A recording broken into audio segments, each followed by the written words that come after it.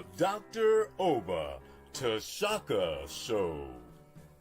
Free your mind, and the rest will follow. A show for all who are on the journey to discover the truths about their identity, history, culture, politics, spirituality, and family relationships. This is a show for the Black Freedom Movement and the Black Power generation and the hip-hop generation, including Black Lives Matter and associate activists, all of whom are seeking change. Dr. Oba Tashaka and his guests are dropping knowledge and insight from his successful organizing, research, writings, and innovative thoughts, the best of which have piped into God's mind to lift you up higher and higher.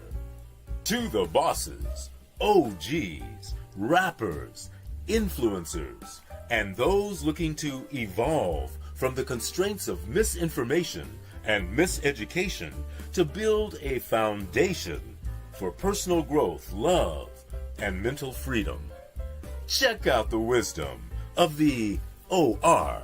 Yeah, that's the original revolutionary, Oba T, who inspired 1 million black men with his rousing speech at the Million Man March, and who continues to fight, write, and speak the truth. Dr. Oba Tashaka is one of the deepest deep thinkers in the world today. A quote by Dr. Asa Hilliard. Dr. Oba Tashaka, then Bill Bradley, was the best leader organizer in the Congress of Racial Equality, CORE. An endorsement from Dr. George Wiley, Associate Director of National CORE and the best organizer blacks produced in the 1970s as the organizer of the National Welfare Rights Organization. The Dr. Oba Tashaka Show. Free your mind, and the rest will follow. Greetings to all you viewers here, to the family. How's everybody doing? Are you all cool? I got something cooked for you. I'm not much of a cook when it comes to a chef, but I'm married to one who's a master, and it's never been something that I particularly like doing. But when it comes to cooking something up, I think I can do that. And I got something cooked up for y'all today.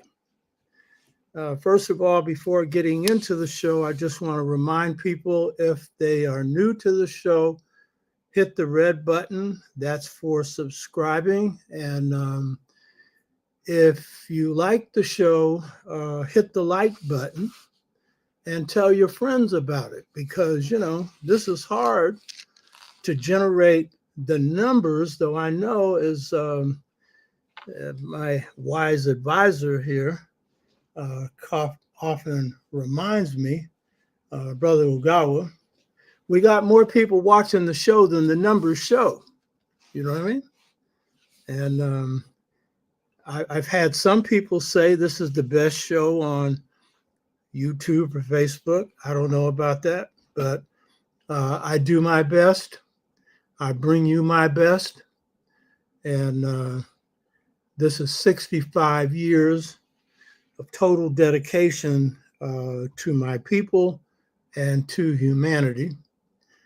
And nobody filters this. So you're getting it straight, no chaser. I don't drink either, but I'll say straight, no chaser. And I know the algorithms just go crazy over this one. You know what I mean? Huh? Because I'm not inspired by the ammonia. It's the honey I love, and that's black folks. So greetings to you.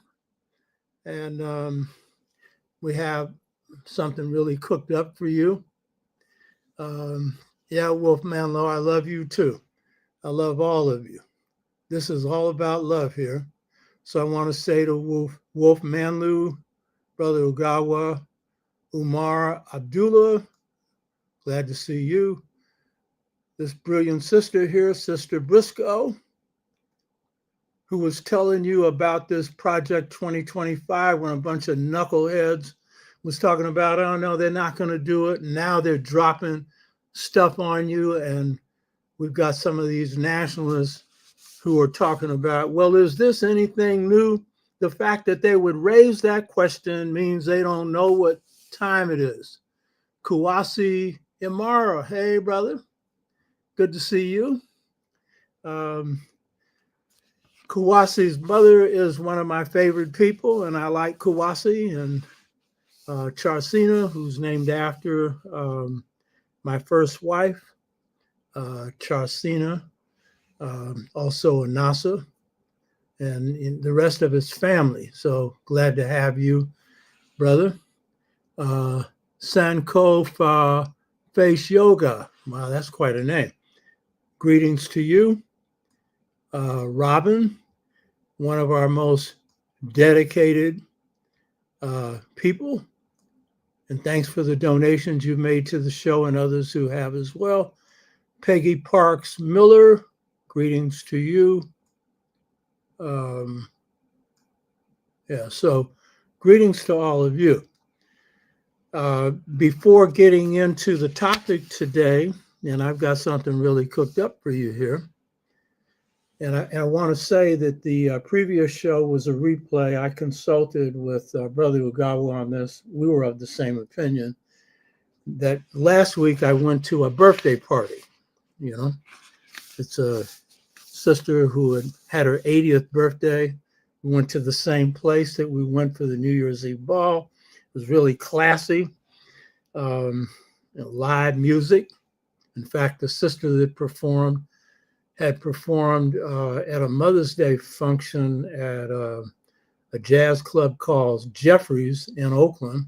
And Jeffries is one cool brother, over 6'3" or 4", and he's operated different businesses, but he owns his own building in Oakland, and they present jazz on Sunday. So I took my wife out for that, and then they had a singer who's really bad. And she ended up being the singer for the birthday party. So it was classy. So that was why it wasn't a live show last week. You got to shake your booty every now and then. Enjoy yourself. That's how I've been able to last in this struggle. In fact, tap dancing on the heads of my enemies has been the best dance that I do. And I've done plenty of that on many different levels. And I'm proud of it. You hear me? No defeats for me. That's a dirty word, defeat, if it's applied to you. To your enemy, that's what you're supposed to lay on them. So that's why you had the show on the assassination. But we picked that show because it's probably the best thing you're ever going to see on the assassination of Malcolm X. And we brought on the foremost expert whose book on the assassination of Malcolm X was inspired by my book, The Political Legacy, but he went in and delved into an area that I didn't go into deeply. So this book, The Political Legacy of Malcolm X, which is the first book I wrote, that inspired him, but I didn't have him on because my book inspired him. I had him on because when he wrote the book, he let me read the manuscript. I gave him a few comments, but found it to be not only thorough, but the best thing that's been done on Malcolm. He went to the primary sources of the FBI. Now, I know some stuff he doesn't know that I haven't discussed and will not discuss until I do a little updating on this book, which is basically I'm satisfied with it, but there's some stuff that has come out since my book and other books have come out. And because I'm an organizer, I don't just get my information from, research. I've read everything on Malcolm. But because I'm in the streets and I know people at different levels, they tell me shit. So I know shit only Farrakhan knows. people telling me I should have this Muhammad brother on that doesn't know what he's talking about to just explain how the nation had nothing to do with Malcolm's assassination. I'm not bringing on any amateur who's defending the position. If Farrakhan ever want to come on, I have him on, but I don't think he'd like what would happen if I had him on. I like Farrakhan, but not on this, I don't. So this show on the assassination of Malcolm X was a master class. And Baba Zak Kondo, one person had the nerve, because you see, there are three nets. You've heard me say this before. There's the Afro net. That's the conscious net of Black folks, Afrocentricity. There's the info net. That's the net that gives you people like Amy Goodman and people like that. They can be of any color. They're presenting truth, And then there's the igno net, meaning the ignorance net. And that's what most people watch.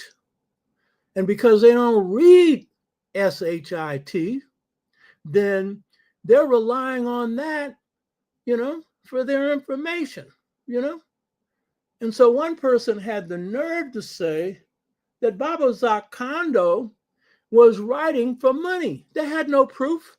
Present the proof. He put that book out himself like I did. He didn't make no money. And what people don't know, and Baba never told me this, someone else told me that when that book came out, he made a will because he expected to be killed. And I'm going to tell you, if certain people had been in charge of the Nation of Islam at the time the book came out, he would have been killed. No doubt about it, because that organization had killed people who had said a lot less about the nation that was truthful. So it was the fact that leadership had shifted in the Nation of Islam that he wasn't killed. It took a lot of courage for him to do that book, but his stuff was solid, absolutely solid. And so we got over 2,000 views on that. And I think that's because people appreciated it. We had those from the Ignonet, some of whom didn't vote in the last election.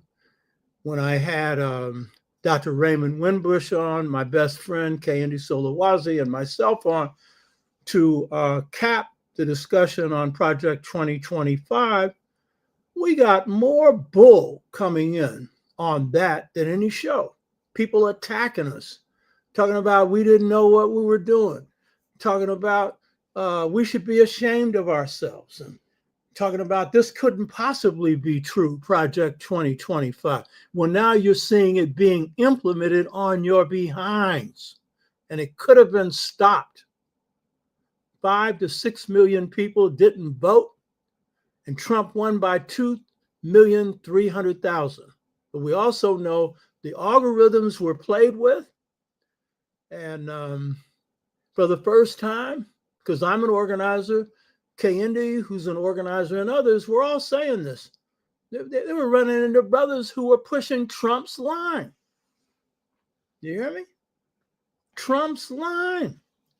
We've never been stupid like this before, and most of us are not. But a few of us, we fell for this. That's like a Jew voting for Hitler. And then those that didn't vote, And so, looking at the response to the assassination, you could see the conscious people. The conscious people were giving facts. And then the unconscious, they were going on propaganda. And this is one thing that really prefaced this show today. If you don't read, you can't lead. And I don't just mean a movement, even yourself. And if all you're confined to is even the Afro net, let alone the Ignonet, then you're not going to know enough to be able to thrive and survive. You got to read. You just can't go to some little short quote that you find on the internet or stuff that comes up that's very brief. It may have some truth in it, but it's not giving you the depth. I've read everything on Malcolm that's been written. And then I come out of this same movement. I interacted with him. My awakening wasn't due to his, but it was influenced certainly by his consciousness as our movement influenced him. In fact, we had a greater influence on Malcolm than he had on us because we're larger. That was the theater, the battle. In fact, Malcolm was trying to push the nation to engage in this battle. You hear me? And that's why he was close to people, not so much engaged in the battle, but carried its spirit, like Adam Clayton Powell. He was close to him.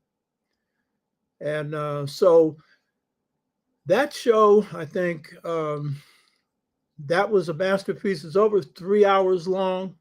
A lot of people say, oh, it's too long.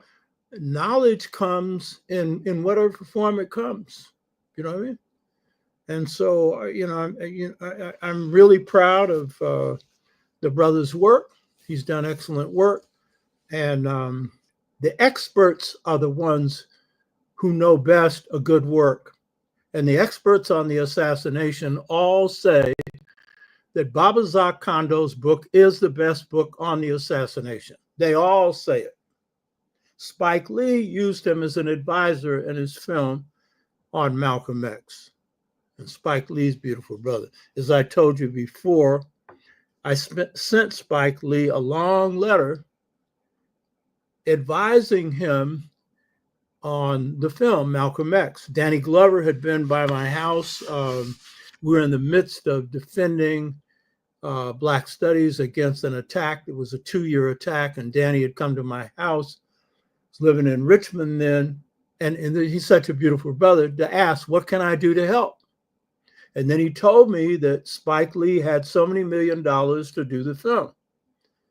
And I made the foolish comment of, well, because he told me that the person that would be doing, Malcolm X would be Denzel Washington. I said, he doesn't look like Malcolm, but then, what difference did that make? He did a masterful performance. He captured Malcolm's essence. But it was the essence based on the autobiography of Malcolm X. And I sent him a long letter, Spike, to tell him, because some people, like Amiri Baraka, criticized him for doing the film because he didn't think he was up to it. I thought it was good he did the film. Spike has got an originality as a filmmaker. He's a jazz musician, in film. He doesn't play jazz, his father does, but he's got that jazz quality. Instantly, if you see a Spike Lee joint, 40 Acres, that's Spike Lee. You know what I mean? And he's got to stick himself in the movie, which is his right if he wants to do that. And so I sent him a letter and said, it's good you're doing the film.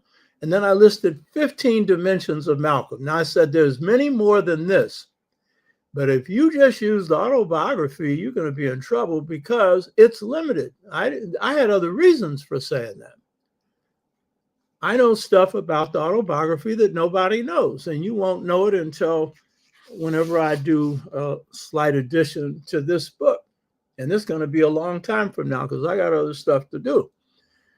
So Spike didn't listen to that. So even though it was an Academy Award-winning film, and, Denzel, who is the best actor going, deserved an Academy Award.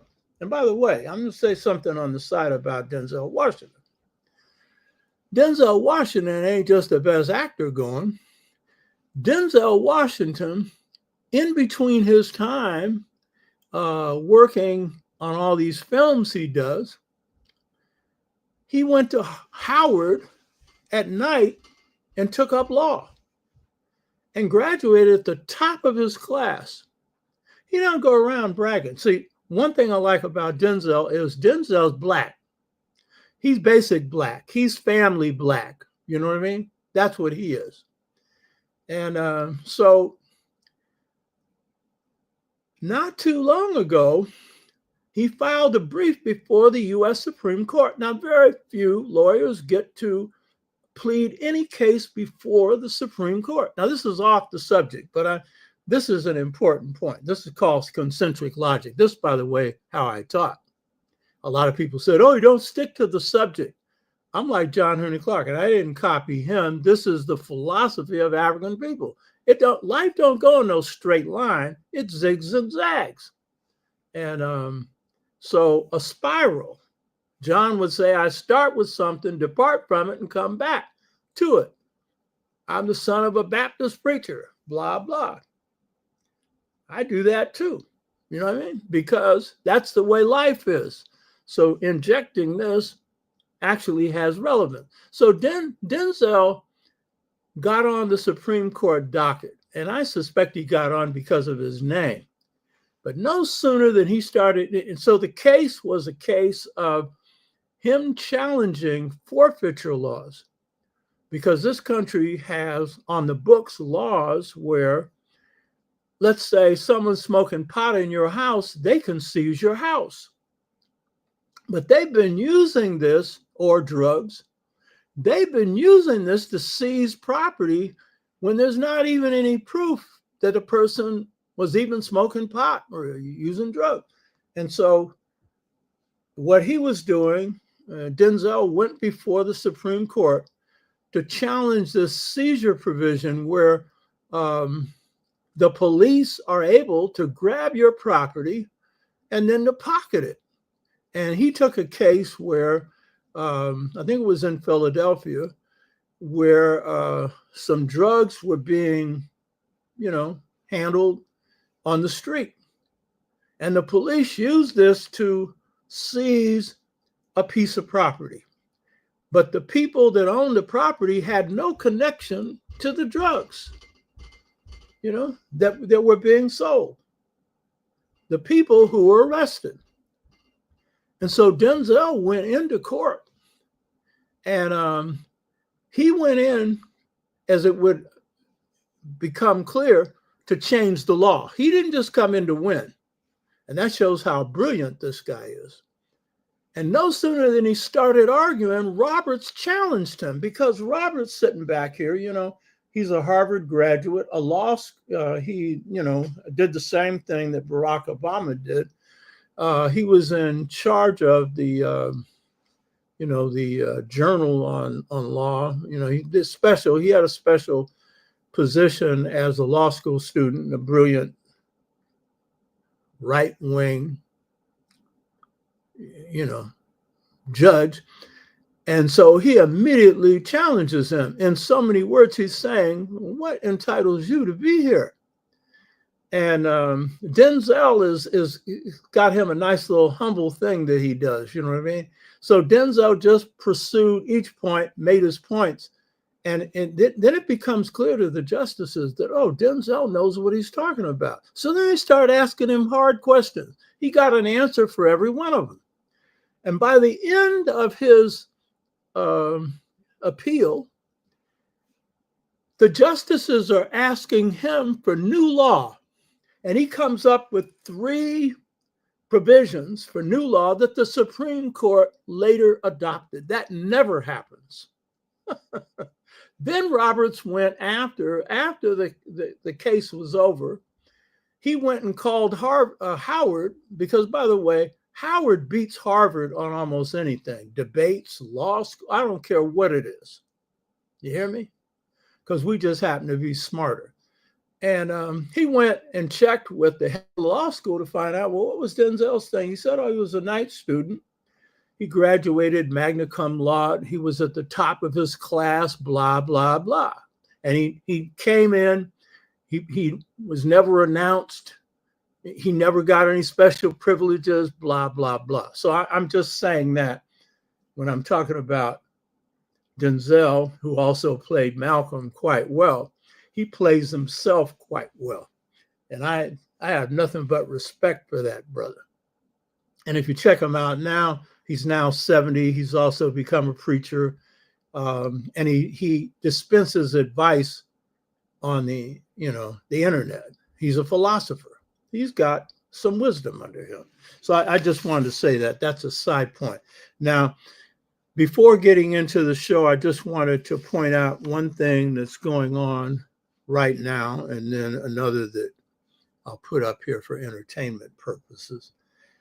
Right now, the House of Representatives has passed by one vote this big fat bill that Trump calls his beautiful bill, that is going to be the basis for, and includes over $4 trillion tax cut for the rich. And to pay for that, but also to do in the poor in this country, some of whom are the fools that supported Trump, include Medicaid cuts. And the GOP is lying and saying that this bill will not include Medicaid. And Medicaid is that provision that the government provides very few provisions for the poor who are sick, who are disabled, you know? And so when you go after Medicaid, you're going after people who are really in a position where without it, they're finished, they're dead. Trump says that his budget will not affect Medicaid.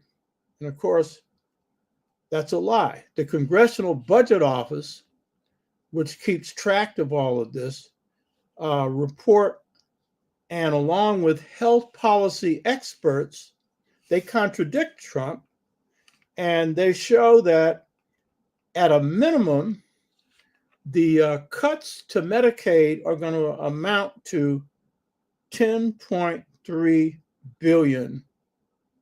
Well, it's going to affect at a minimum 10.3 million people, but it will actually affect closer to 14 million because the cuts to Medicaid are tied to cuts to Obamacare. And so when you add them up, it's going to be closer to 14 million people that are, not going to be covered by Medicaid. And that means people thrown out in the streets, people who will just simply die. Now, this is being slickly done in a way that these won't take effect until after the midterm elections.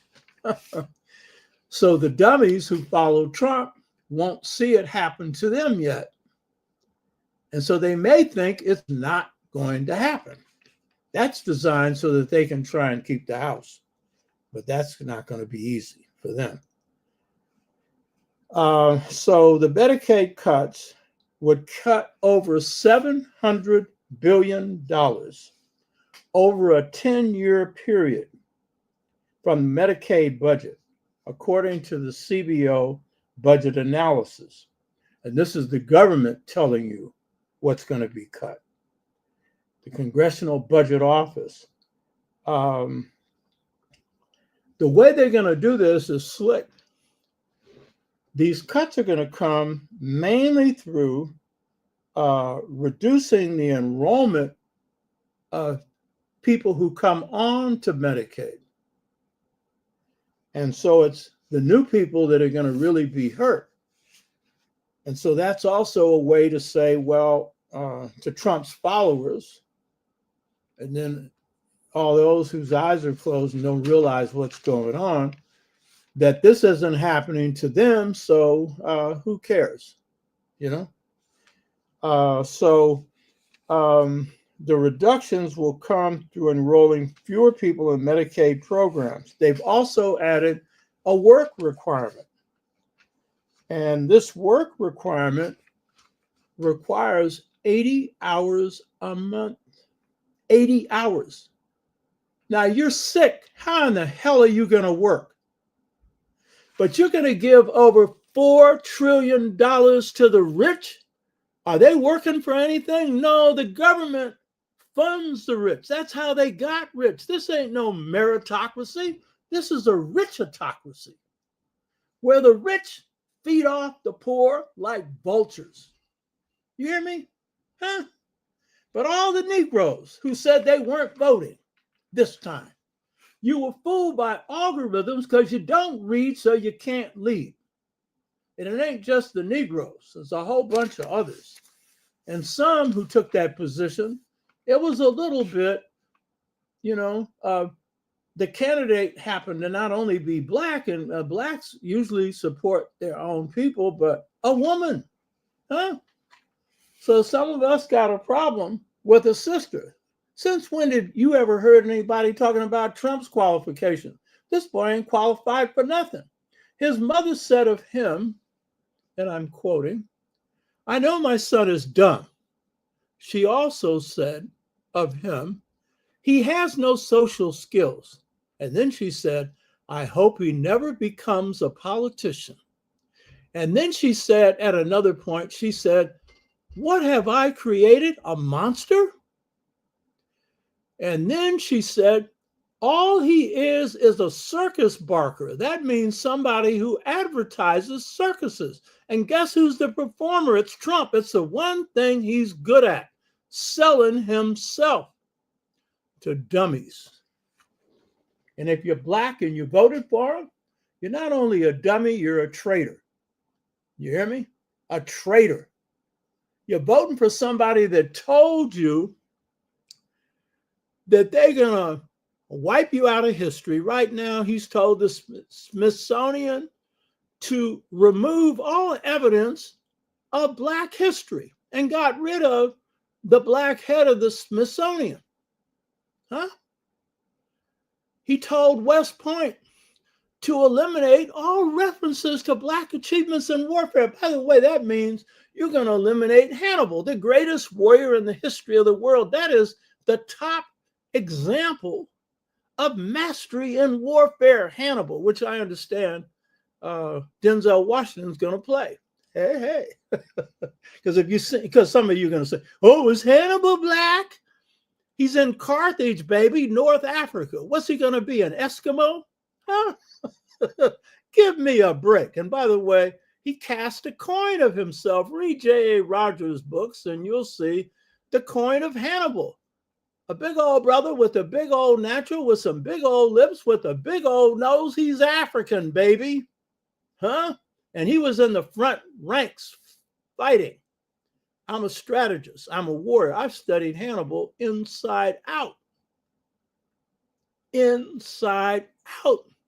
West Point just revoked Trump's rule, though they've cut out a few Black books.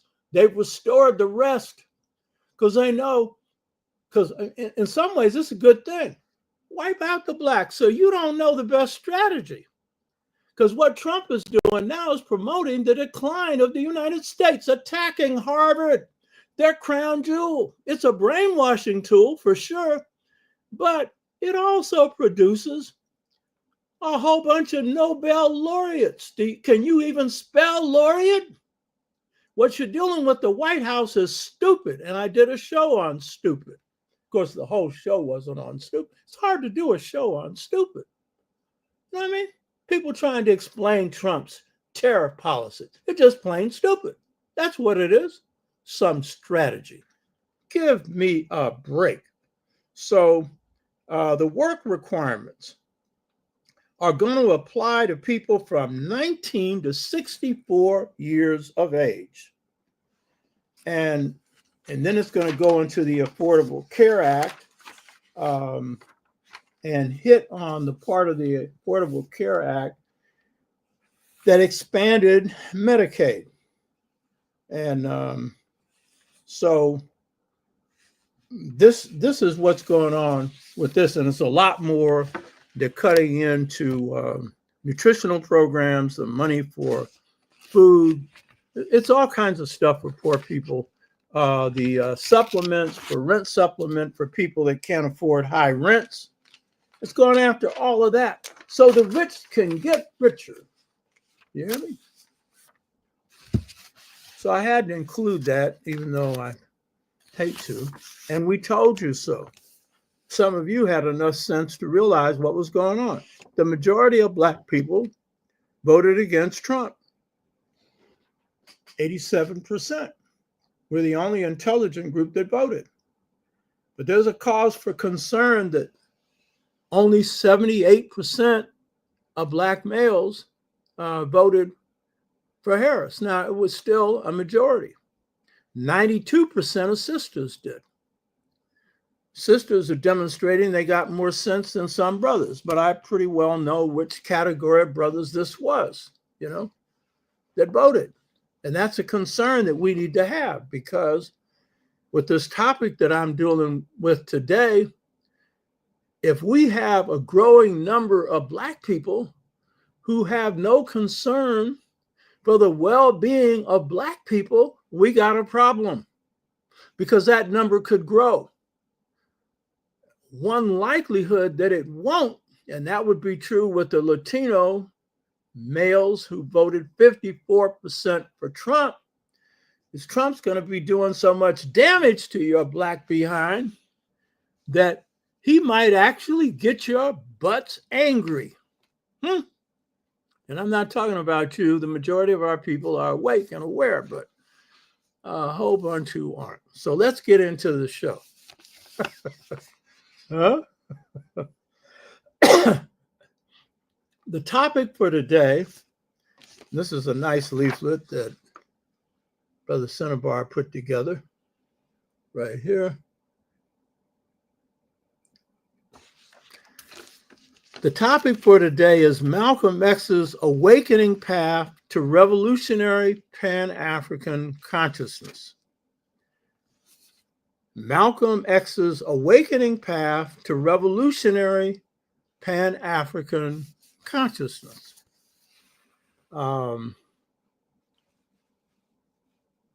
So this is going to be dealing with how did Malcolm become the conscious person that he became? This is really the secret behind the whole thing.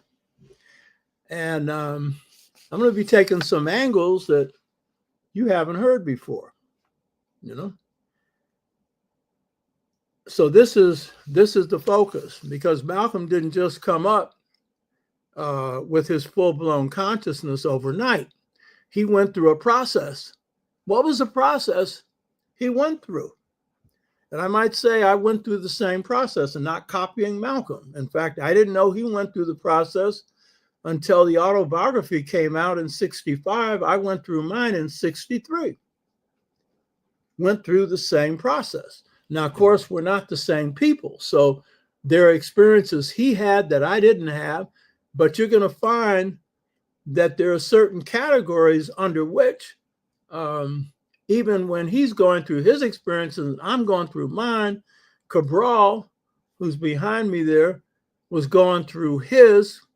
By the way, this process for awakening that Malcolm went through is a universal process that applies to formerly enslaved people, colonized people, especially Africans, but people of color as well. It's a universal process. And myself and Bulu and Leila Wabogo, we're the scholars who define this process. It's the only one of the 8 innovations I've made, new schools of thought, that I did with someone else other than God.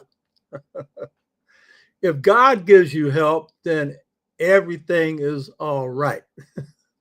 This didn't come through God. This came through experience, this process that led to Malcolm X's awakening to revolutionary Pan-African consciousness. So my book, The Political Legacy of Malcolm X, the first book that I wrote, and by the way, that picture of Malcolm is a picture taken by Sister Alice Wyndham when Malcolm was in Ghana, because I wanted a picture of Malcolm in dashiki. And it's one of the few that you have. And Alice Wyndham was one of a group of African Americans living in Ghana under the government of Kwame Nkrumah in the 60s. So I paid her for this picture so that I could use it in the book and give her credit. And underneath The picture is photo Alice Wyndham, to give her credit for that. So this was my first work. It took me years to write. I started in the 60s. The book came out in 84. And so I put a lot of time into it. It usually takes me a while to write because I'm also organizing. I'm not just a writer. I was in battles and stuff. And why would I write about Malcolm? Because of the nature of the person.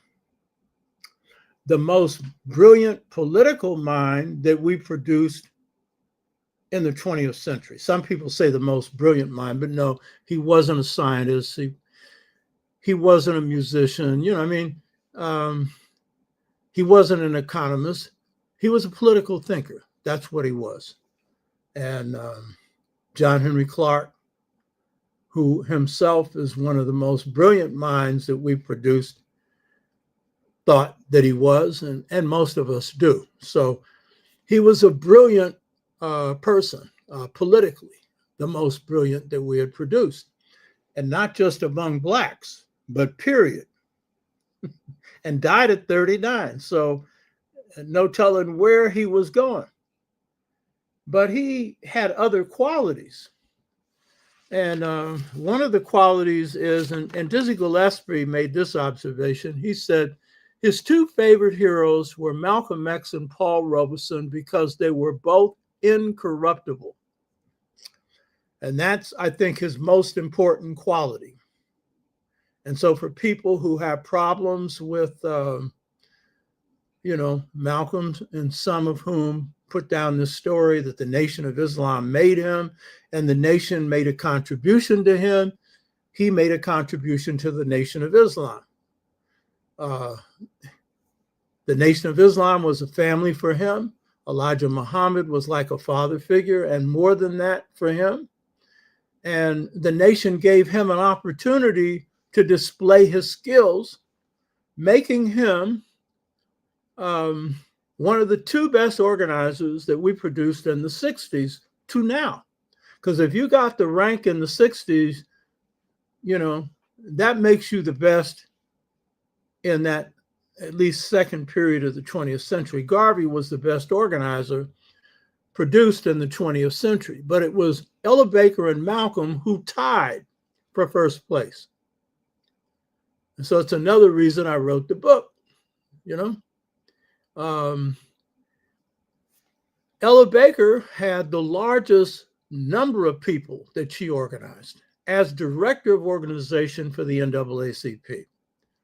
And she was a major influence on the Student Nonviolent Coordinating Committee, encouraging them in group-centered leadership that goes all the way back to the TWA, where you had no leaders, because basically that was her philosophy of leadership, is that the people are the leaders.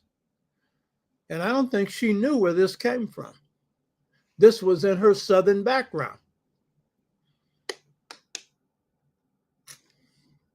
So she not only organized the largest number of people, she actually organized more people than Malcolm as director of organization of the NAACP. And you say, oh, NAACP ain't nothing. You could say the same thing as a lot of other groups. Yeah, well, they weren't, the best thing going, but, it was something that served Black people at that time.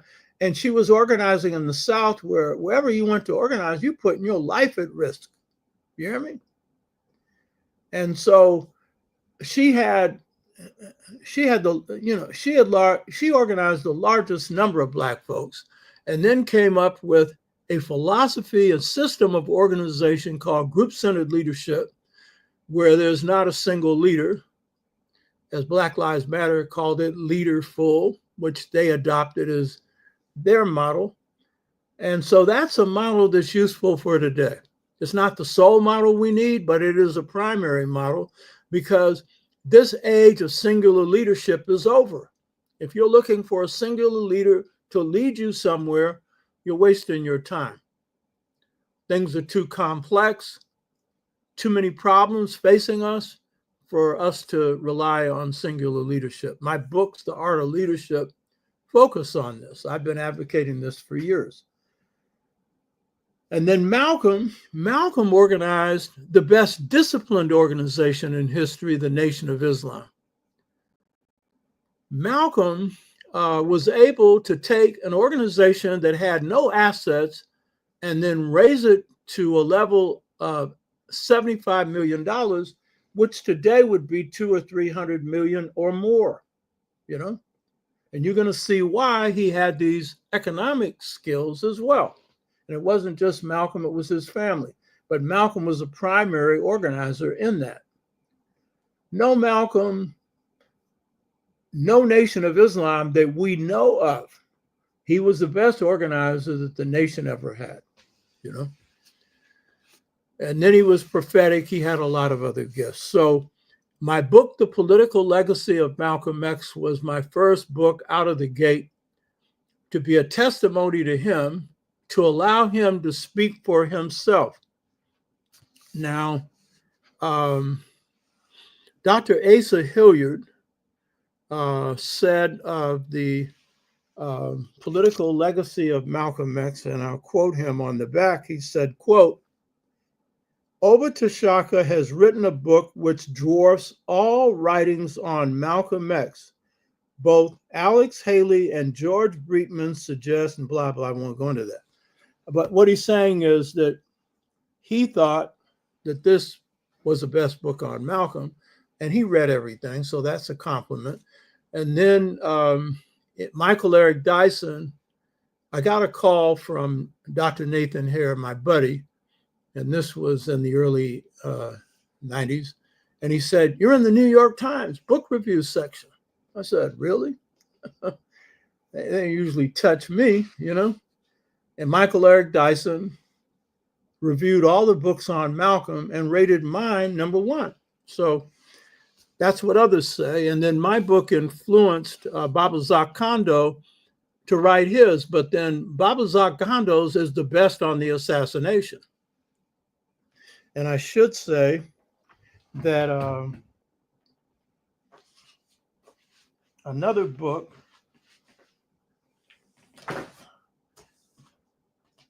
by Les Payne,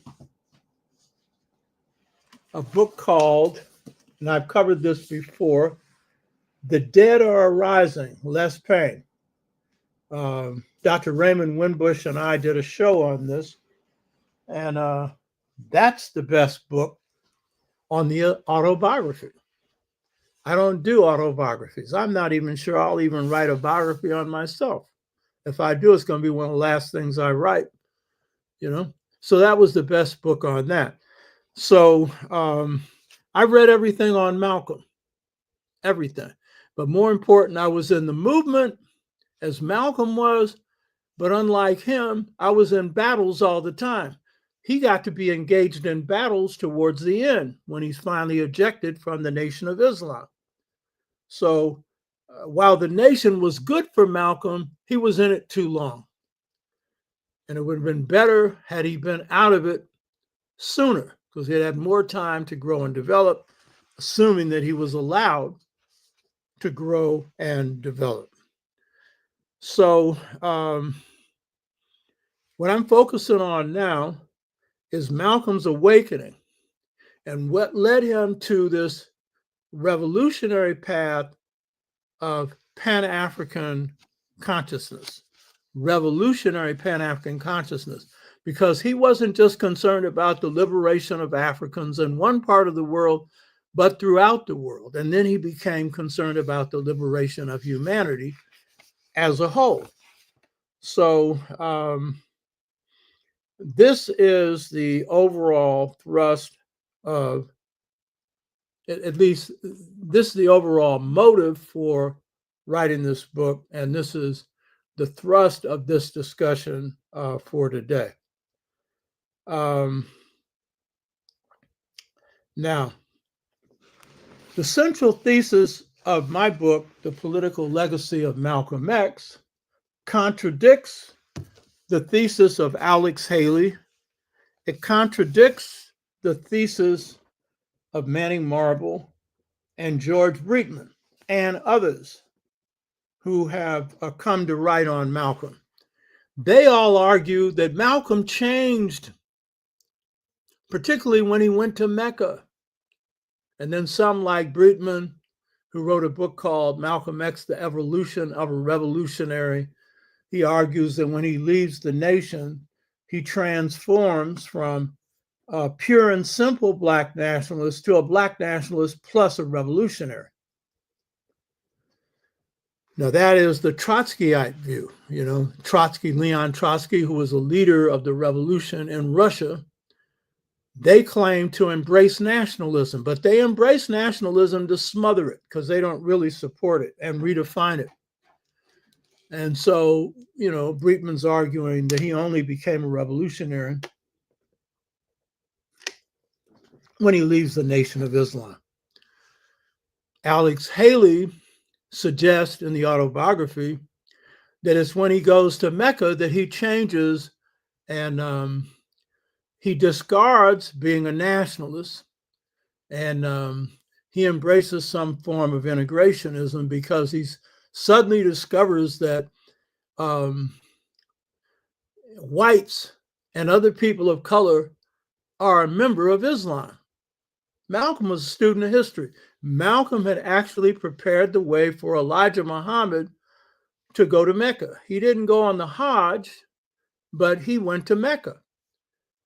And he knew that Islam's a religion of brotherhood, that it's got people of all ethnicities, races, and cultures in it, though initiated by Arabs. He knew that. You know what I mean? And in fact, when Malcolm goes to Mecca, Malcolm's got an image problem where he's being attacked by the nationalists for not being radical enough, by the integrationists for being a teacher of hate. And so he's trying to rebuild his image. But he makes it very clear that after Mecca, that he was not an integrationist. He never embraced integration, you know? And while he made some comments later where he said that, particularly after talking to an ambassador from Algeria who questioned his use of the term Black nationalism, he said he was reappraising Black nationalism. He never said he was abandoning it. And had he given it more thought, he had no reason to go on the defensive because this Algerian said he felt offended when Malcolm said he was a Black nationalist because this Algerian said he was, as an Arab, was white. It's the Algerian that had a problem. He's an Arab, identifying with being white. Yes, you have light-skinned Arabs, you have dark-skinned Arabs, you have in-between looking Arabs, you know what I mean? But he's gonna, say that he's against Malcolm using the term Black nationalism. Well, had Malcolm used the term African nationalism, he had no objection, even though you have Arabs like those that live in Egypt that want to act like they ain't African. You know what I mean? So this idea that Malcolm changed on the Hajj is not true. You know what I mean?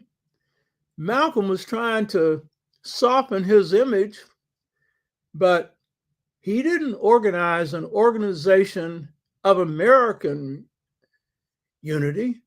He organized an organization of Afro-American unity patterned after the organization of African unity. And his members were Black. You know what I mean? So this idea that Malcolm had changed to become an integrationist is false. And in the case of Manning Marable, who wrote a book on Malcolm, died shortly after,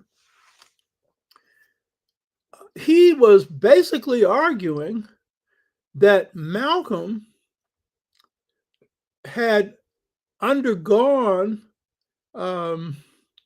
shifts in consciousness that, represented a contradiction, and, made this argument that he didn't evolve or anything. He just contradicted himself from what he had been before to what he had become, which was totally false, you know. And I'm wondering whichever realm of the spirit realm he entered, if he had to face Malcolm, what he had to say, because this was pure jive. So the political legacy of Malcolm X asserts that Malcolm in the nation and Malcolm outside the nation was both a revolutionary, a Black nationalist, and a Pan-Africanist. But what happened when he left the nation is he grew, he deepened in his insights and thoughts and his strategies and tactics. But he remained in the nation and outside a revolutionary. He remained a Black nationalist in and outside and a Pan-Africanist. Now, Malcolm pointed this out later when he was forced out of the nation because he didn't want to leave. He pointed out that the Honorable Elijah Muhammad did not like Africa. And so you'll find when Malcolm was in the nation, not as much reference to Pan-Africanism as you find when he leaves the nation. It's not because he had changed his beliefs. It's because of the policies of the Nation of Islam. So he focused a lot of his international orientation on the Bandung Conference, which was held in Indonesia, that was made up of many participants, Africans and people of color, and how that was a unification that threatened white world power. But when he leaves, you hear much more over talk about Pan-Africanism. But in the nation, he's meeting with Nkrumah. He's on the same platform, Kwame Nkrumah, who became head of Ghana. It's not just when he goes to Africa after he leaves the nation. He's interacting with Nkrumah and other African leaders, and with Fidel Castro, which is again showing his revolutionary orientation, something that the messenger really didn't like, in part because he feared the FBI would come down on his head, and he had a point on that, you know? Yeah, that's possible. But then again, the real problem that Malcolm was having inside the nation was that while, you know, he had loyalty to the Honorable Elijah Muhammad until issues come up and blah, blah, that he was always more political than anything else. And that political orientation was of such a nature that he was running head on with the policies of the Honorable Elijah Muhammad, who was religious and who was engaged in, you know, some good work in terms of businesses and schools and stuff like that, that Malcolm helped build, but it was part of the Nation of Islam program. But the messenger gave him a longer leash than he wanted to because he was bringing in members. But the fact of the matter is that they were on a different page when it came to politics. And so when, and I won't go into this again, but when I met with Malcolm with a number of leaders in the Bay Area, about 14 of us, he had sent out an invite for about 60 leaders to come and meet with him in the Sun Reporter newspaper building. And I pressed him on the nation not actively supporting the movement when in fact, because this is the only, it turns out at that point, we were just, you know, beginning our campaigns. We were then carrying out a boycott against the downtown department stores, and Muslims were walking in and getting jobs, but they weren't doing a thing to support us. And then Malcolm was criticizing King as a traitor and all this kind of stuff. And so, you know, I jacked him up and said, you know, you know, this ain't right. Y'all need to get off of just talking and do some action.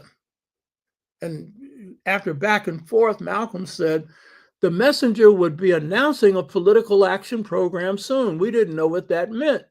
Well, it turns out Malcolm had been waging a war inside the nation to get the nation involved in the movement. And in the end, his ejection from the nation is a sign that he had lost in that battle. And so one of the reasons for Malcolm's removal from the nation was his threat as a political threat, and particularly as a radical. And that came out when the Muslims were shot. One was killed, one was paralyzed in Los Angeles, and the nation would do nothing about that. And in fact, Elijah blamed people in the LA mosque for being responsible for that.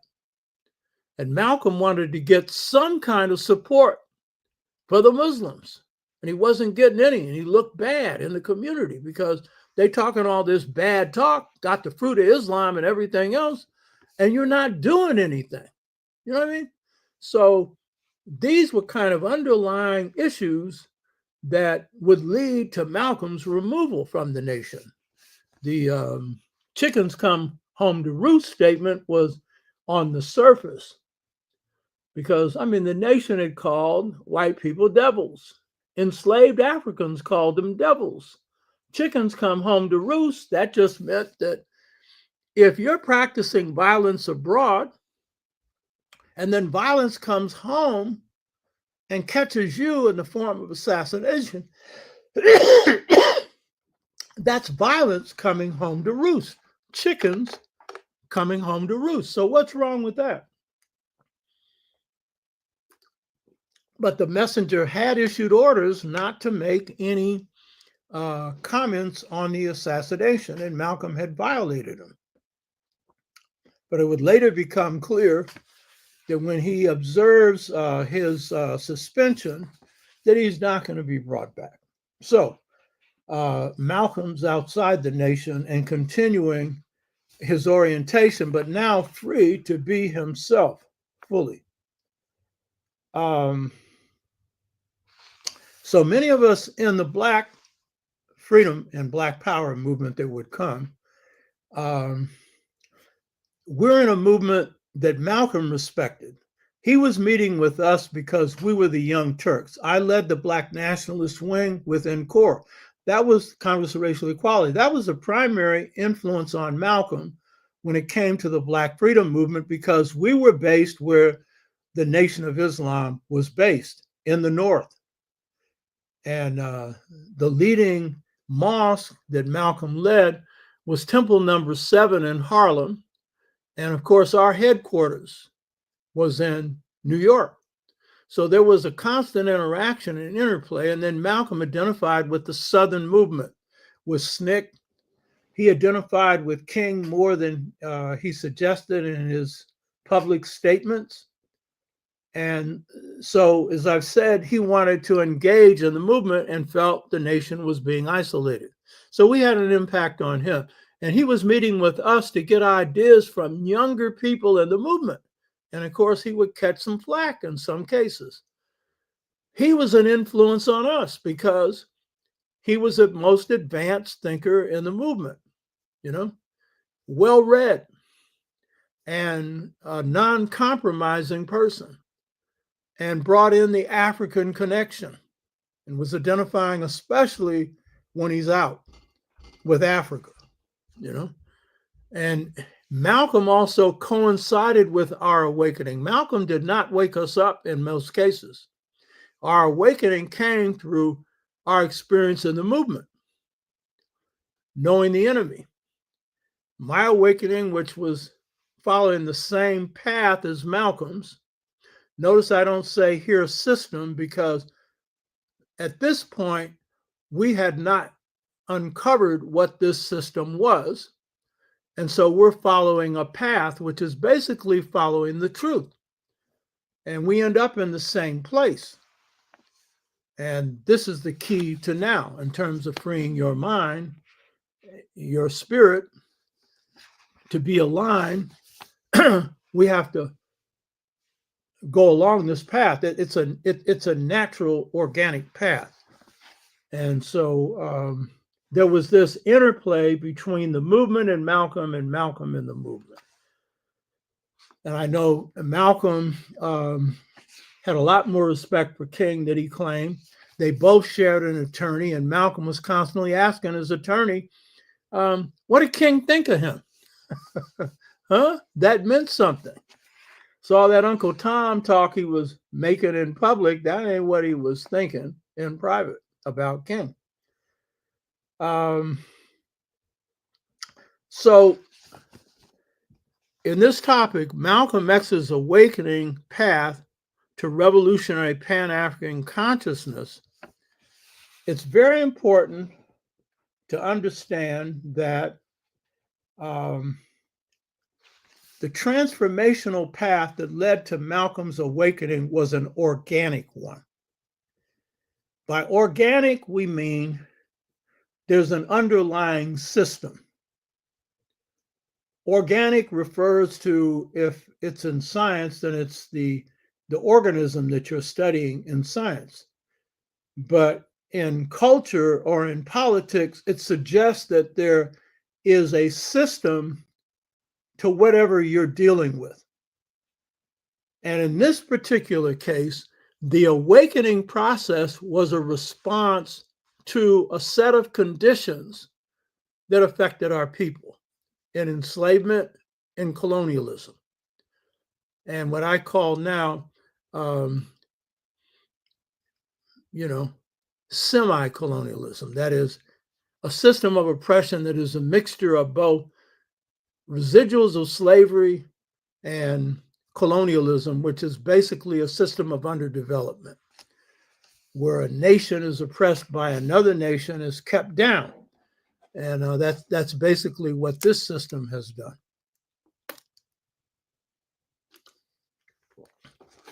So Malcolm's awakening came out of an organic system. And the system itself was something that would unfold. And so Malcolm, by the end of his life, could not tell you what that system was. Though he had gone through all of it, he didn't have time enough to stand back and to actually be able to define it. But he would discuss the perimeters of it, and he would indicators of it. So he would say, first, your philosophy changes. Then your attitude changes. Then your thought pattern changes. Then your communication pattern changes. And then your action changes. But he didn't know the sequence because they cut him down at 39 years of age. But he had been going through it the whole time. And so in looking at Malcolm's orientation as a revolutionary Pan-Africanist and nationalist, we have to understand that this awakening came out of an organic system that flows, in this case, out of oppression. So it suggests that in the system of oppression, there arises certain conditions and certain realities that provide the very solutions to the system that's oppressing you. So this is the first characteristic of the system that Malcolm, myself, Cabral, and others went through. And I should say, not enough went through it. And if you're going to mark the failure of movements, it will start with the failure of leaders who did not continue to undergo this process, and some of which hardly at all. And where that happens, the movements are in trouble. That's also true for the people who take part in them.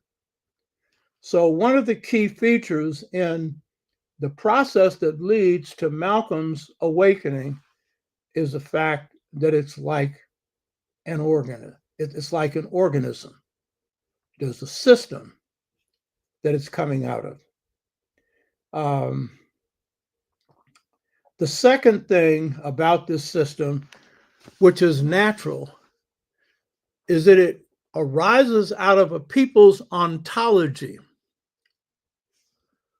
or the essence of their being, their ontology.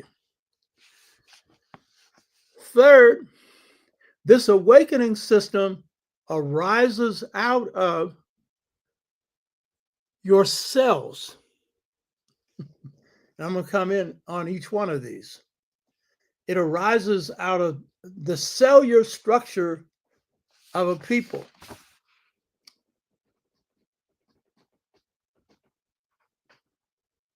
And fourthly, it arises out of your genes, and then your culture, and then your social and political systems of expression that arise out of this. So this thing that led to Malcolm's awakening, and I'm going to make it very simple here, comes out of an organism, a system that's organic.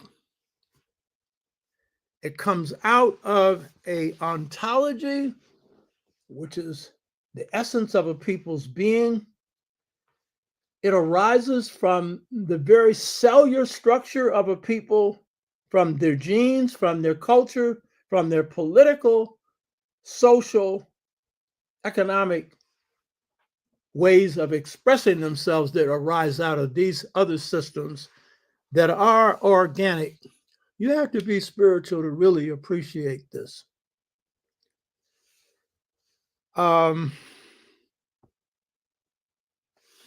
This would unfold in what is Vululela Wabogo and I define as the sixfold stages to mental freedom, which is the sixfold stages to mental and spiritual freedom, which is the system itself that Malcolm underwent.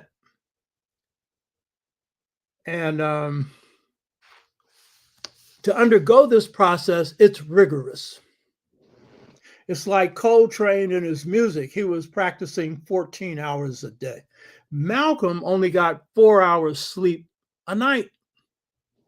Me, it's been 65 years now that I've been in this system,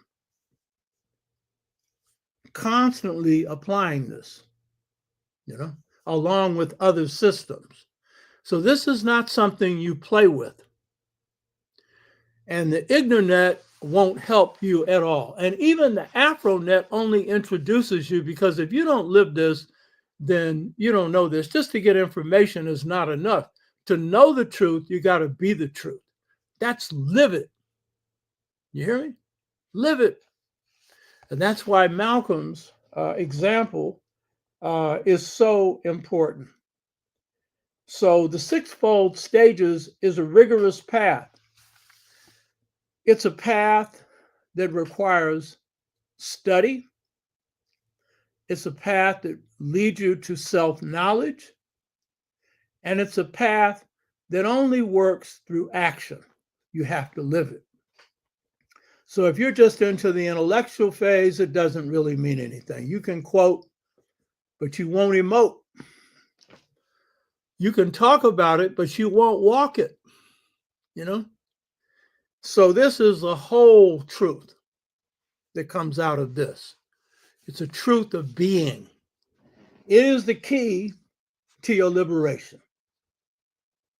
So it's rigorous. So I'll say this, that we've had some leaders who started on this path. Huey Newton started on this path and then got locked up in prison, and some things happened to him. And so he retarded, was beginning to move on the path, but never completed it, didn't go far enough in it. And a lot of the failures of the Black Panther Party can stem from the fact of him not being able to swim deeply enough in the waters. Now, some Panthers did. Geronimo Pratt did. Asante Shakur did. You had a number who dealt deeply into this process. You understand? Unfortunately, they weren't running the organization. And that's another problem. When you got any single person running an organization, you got a problem. I don't care how developed they are. because you can't rest everything on one person. So let me give some little general introduction to this and then just get in. This is real simple stuff here, but it doesn't seem to be. To introduce this. So what's meant by the system's organic? I want to start with somebody who's not African. Frank Lloyd Wright, who's America's architect. If you know anything about the Marin County Courthouse, that's his design, absolutely beautiful. It matches the organism of the environment, which are the hills in Marin. I don't live too far from there. That's where Jonathan Jackson had a shootout because he was involved in something where he wanted to eventually free his brother. Angela Davis got put on trial because he used one of her weapons. Unfortunately, she was able to, overcome that.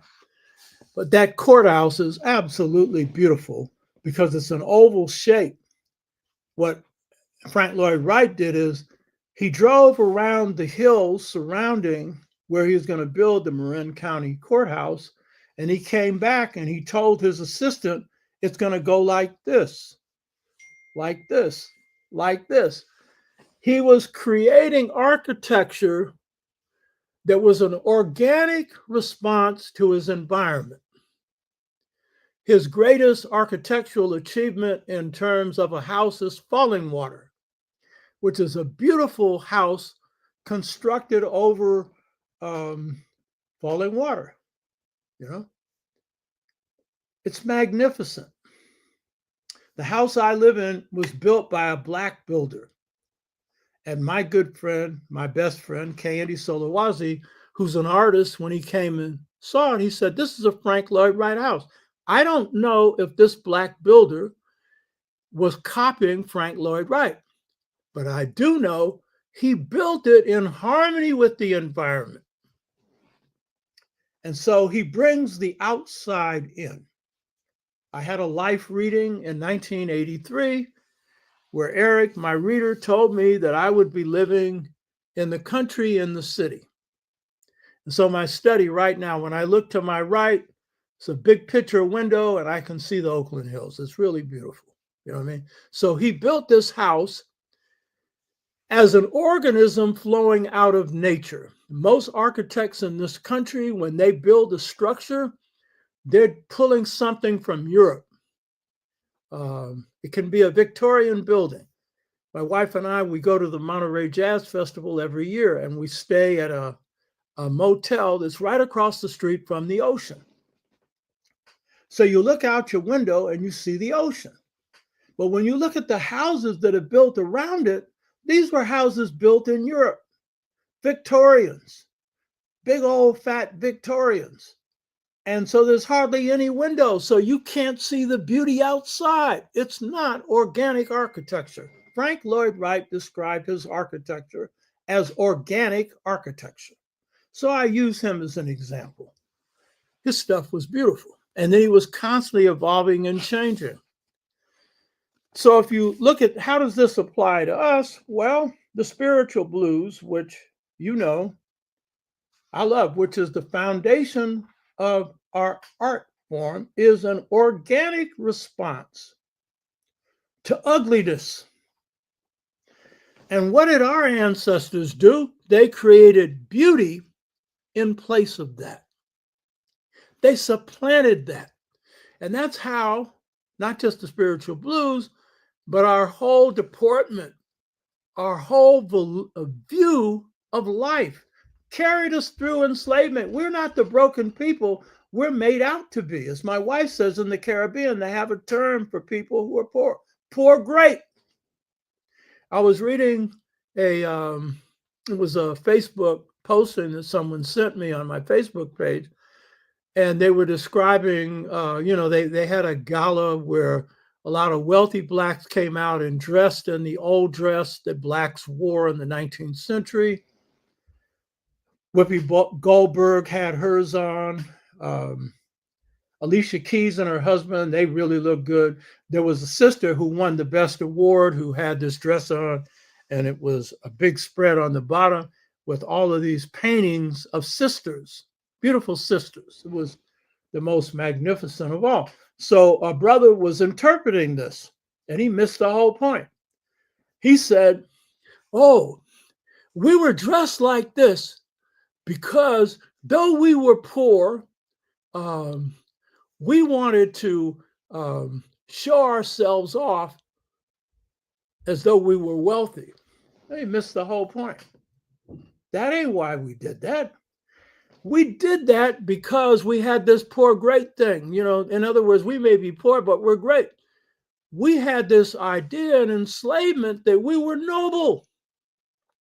The noblest people that we produced in this country were enslaved Africans and those who were free men and women of color. Why? Because they were closest to Africa. And it wasn't just that they believed that their people were kings and queens,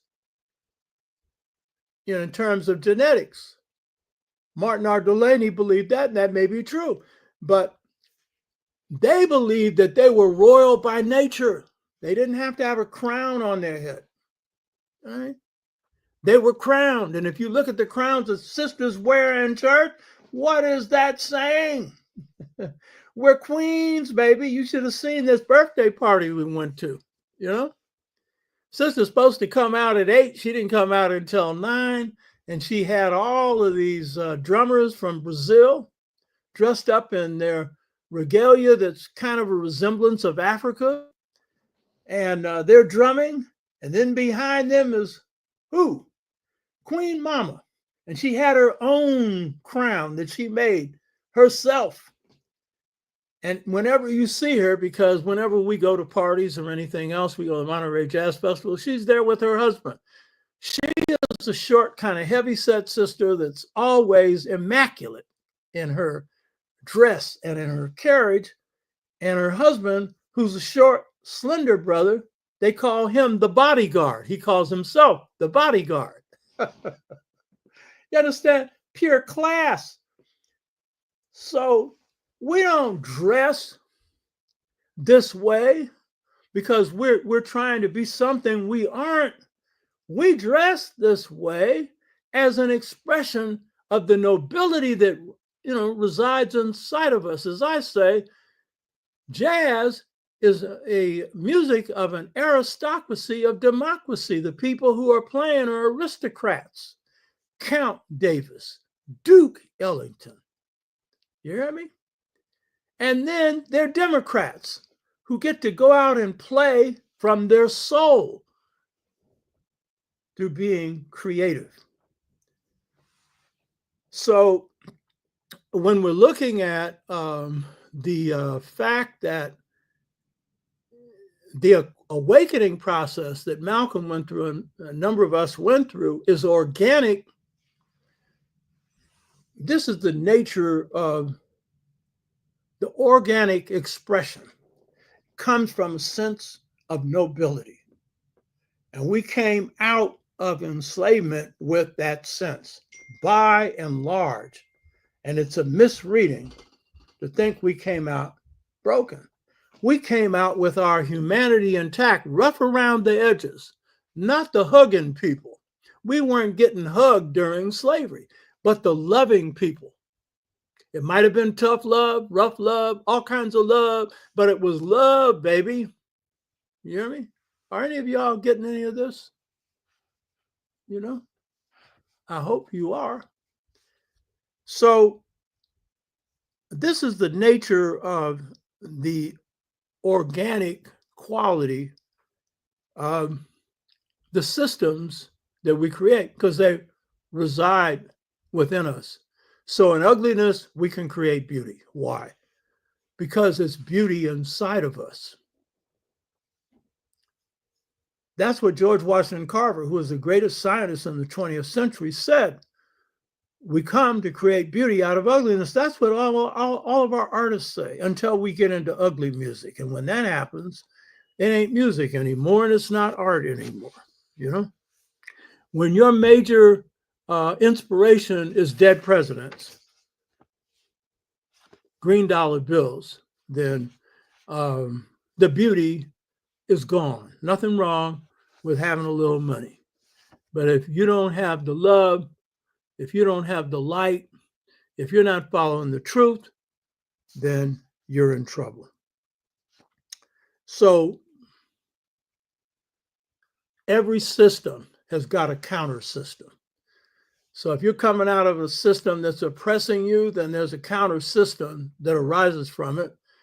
And of course, you can create your own, but generally it's going to arise out of your ontology, your cellular system, your gene pool, and your culture. That's where it's going to come from.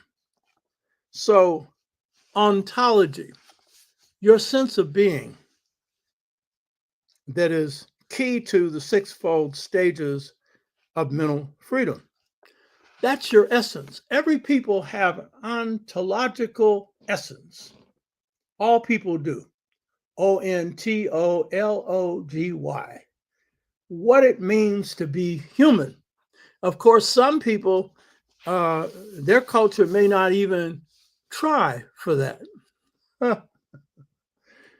So when we talk about the ontology of our people, what does it mean to be human? Malcolm, as he evolved, he had a statement that he made, and this was late in his evolution. He made this statement. He said that he had come to observe that in societies in which the women were high up in the society, highly educated, economically strong, politically powerful, he said, those were the most advanced societies. He said, you measure the level of society by the level of its women.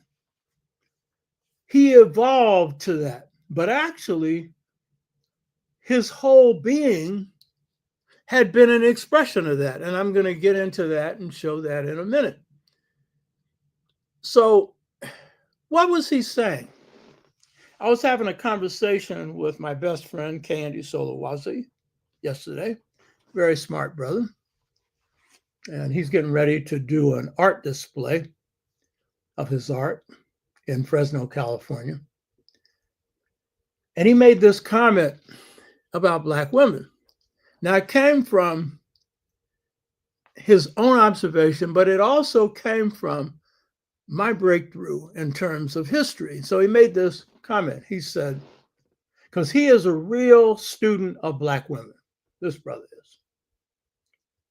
Real kind, nice brother. And he said, African women have always had agency.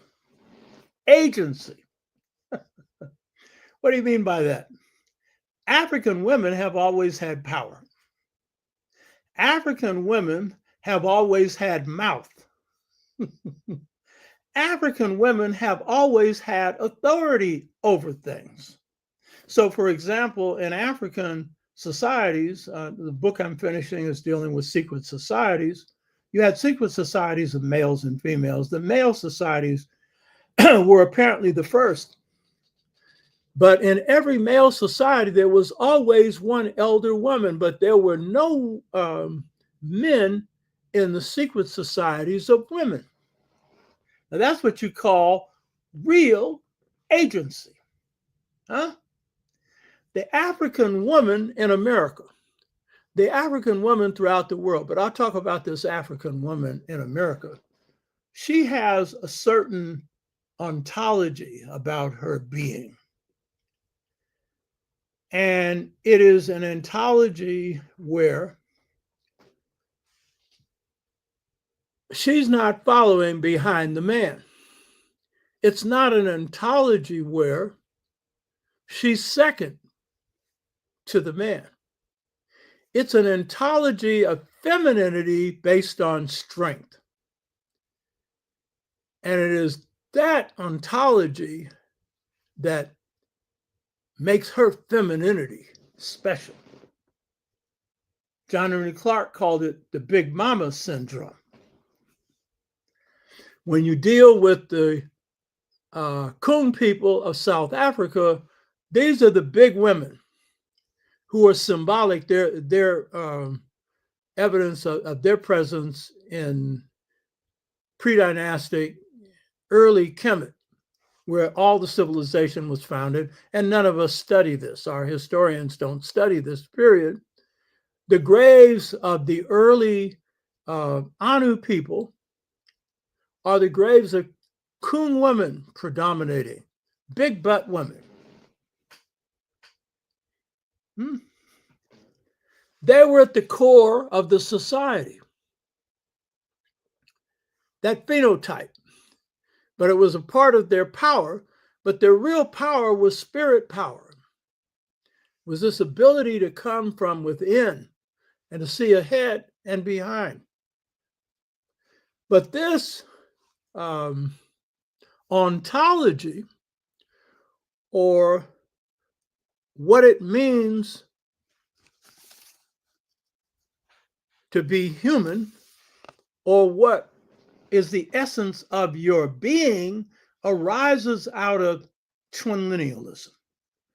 And I'm going to tell you, that's the greatest breakthrough that's been made in history, is when God gave me this male-female equal empowerment vision that I call twinlinealism. That's at the core of the culture.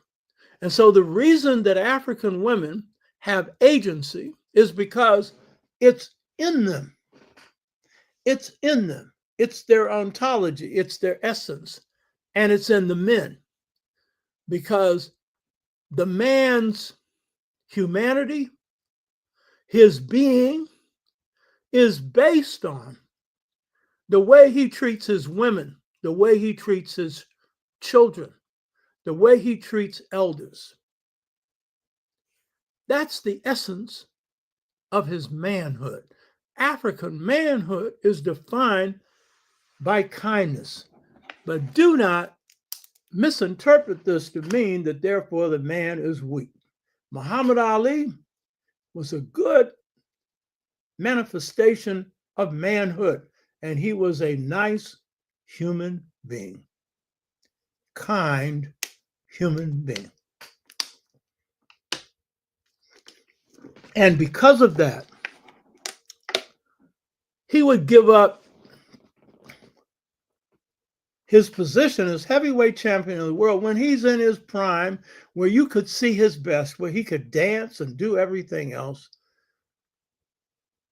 Hit you with a jab that was so fast you had to put on a camera on slow motion to see it.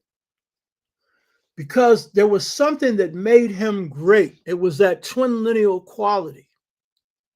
In this case, of being nice and kind, which he drew heavily from his mother. You hear me? So when we're talking about Malcolm's awakening path from revolutionary and Pan-Africanists and nationalists, then it's drawing from this ontology of balance between males and females, synthesis between masculine and feminine, that would lead each, the female, to draw on her weaker side, which is the masculine, which is why she has agency, in part because she's drawn from the strength, which is both, but especially that masculine side. She's exercising it. But as a woman who knows how to twitch, in the blues, one of our singers says, it's that thing that when you see a woman walk, that's a talk, a Black woman. Huh? God's greatest creation on earth among humans is woman. And then among women, the African woman. Because she has this quality of what makes you noble is the way you treat others, you know? And it comes especially from the mother and then also from the father. So being, our essence, comes out of the ontology that goes back to twin linealism.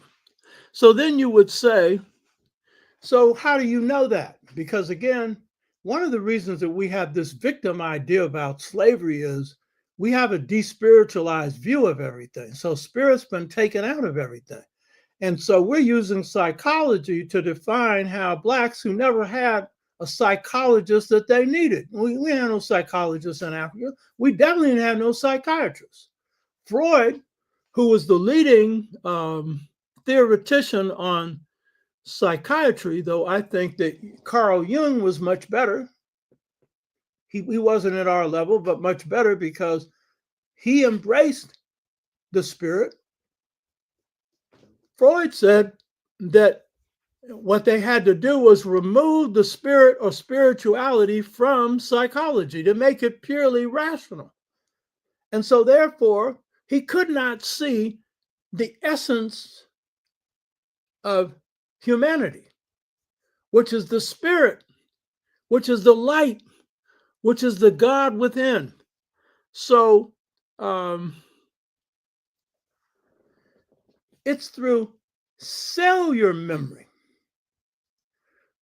that we draw on the most important parts of the essence of our being, in this case, our African being. Now, what's cellular memory? You see, again, if you're going to this white boy for this stuff, this despiritualized stuff, then this is mumbo jumbo.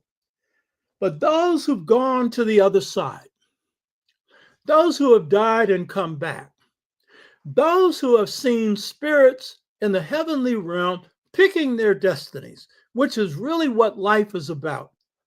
You are on a path that you picked in heaven.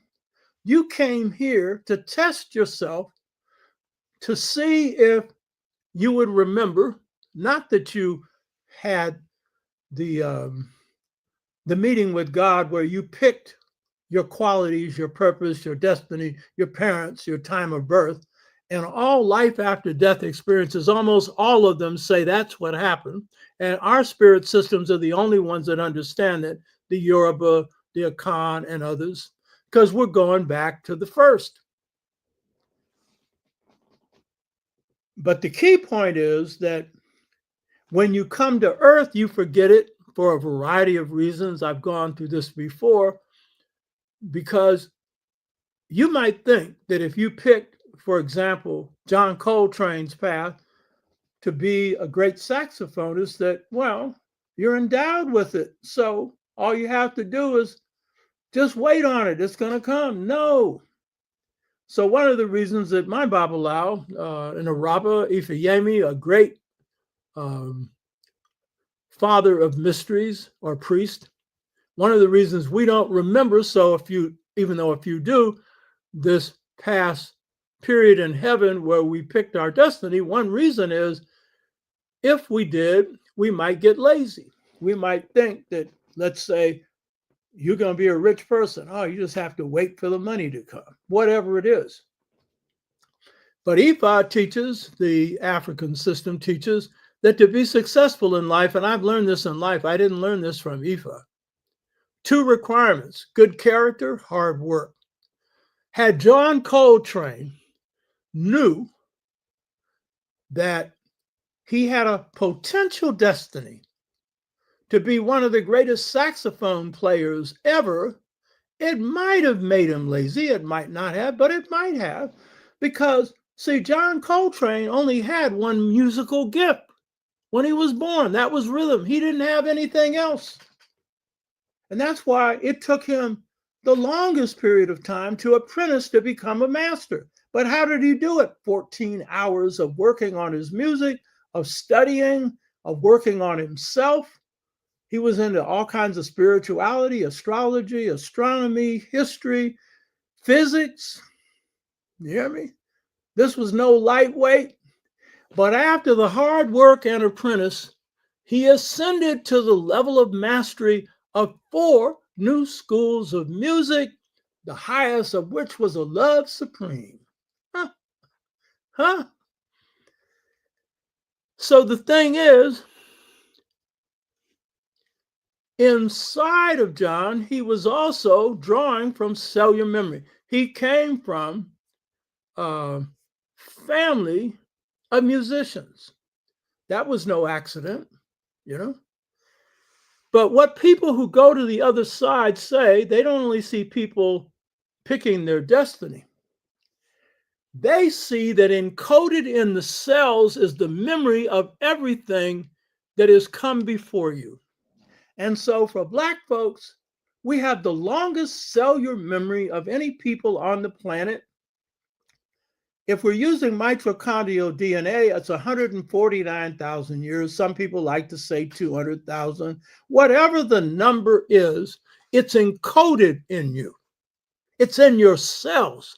And the cells are the building block for your being. It's nurturing your cells, baby. That's why at 85, I have no health issues, no pain. They'll say, no pain, no gain. Oh, really? Huh? You want to inflict pain on your enemies. You don't want to be living in no pain. Do I look like I'm 85? I've been able to slow down aging. Why? Because I've used a method for the last 50 years, a nutritional method that slows down aging. I've said this before, most of you haven't heard it. The only thing that increases longevity, that is living past 100 and healthy, other than you inherited it, and very few people that live past 100 have inherited longevity. They all have different practices and stuff and whatnot.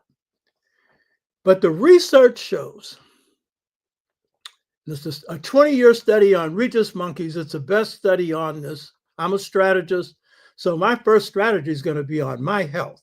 You hear me? And it shows that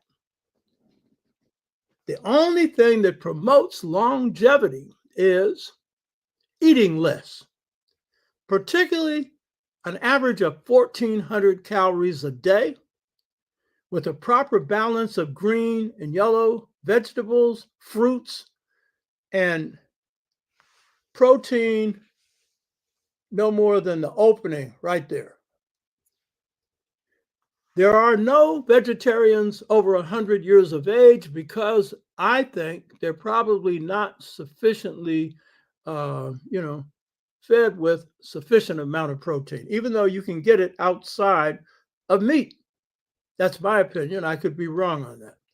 But the key point is, it's the cells that then remain healthy because of that. And so it slows down aging. And that means that you're not feeling a lot of the things that people at a particular age feel. And I've told you, I've done a test on this. It's a cellular test. And in fact, I think I have the thing right here.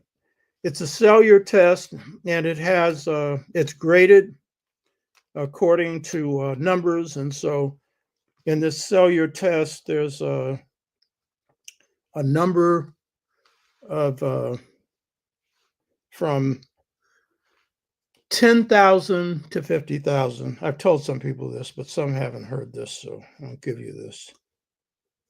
Here it is.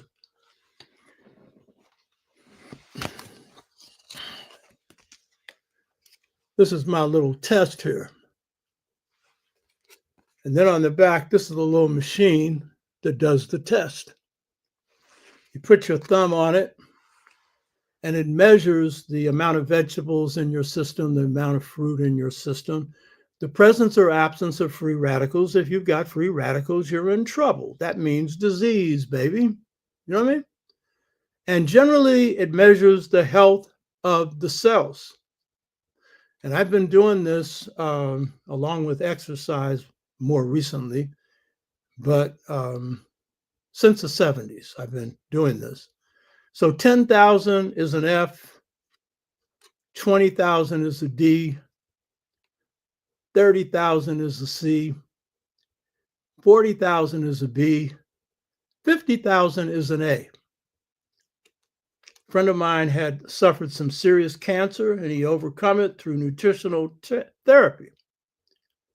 And so he wanted me to come down because basically if I didn't test right, I could buy some vitamins, make a little money. You know what I mean? I just worked out that day. I had been to Everett St. John's and had me some good old barbecue. Not very much. So I got to keep that protein down.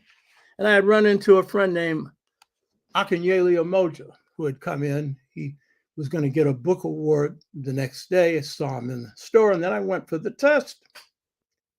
So 50,000 is an A. Guess what I got? 93,000. I was disappointed. I should have had 100,000, double perfect. And I don't have perfect health. Nobody does. You know what I mean?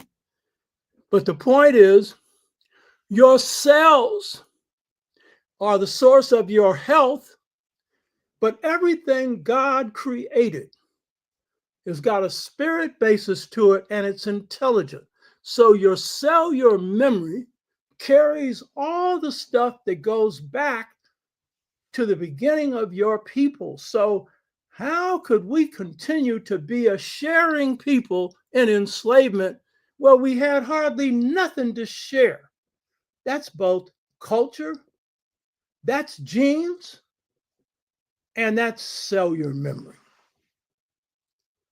Because this twin lineal thing, you know, that's at the essence of this cellular memory. Having a society where for almost 100,000 years, you maintain a global society, a twin lineal civilization with no slavery anywhere, no abuse of women or children or elders anywhere. So you could descend into the pits, you still got more humanity going for you than anybody else. But all humans have it in them if they draw from it. They got a cellular memory, right? So Malcolm's path to revolutionary Pan-Africanism was through an awakening that was embedded in ontology, in cellular memory. Now you're going to say, oh yeah, I don't know about that. You can't prove that, blah, blah, blah, blah. Well, if everything else God created has memory, has intelligence, that leaf on a tree has got intelligence.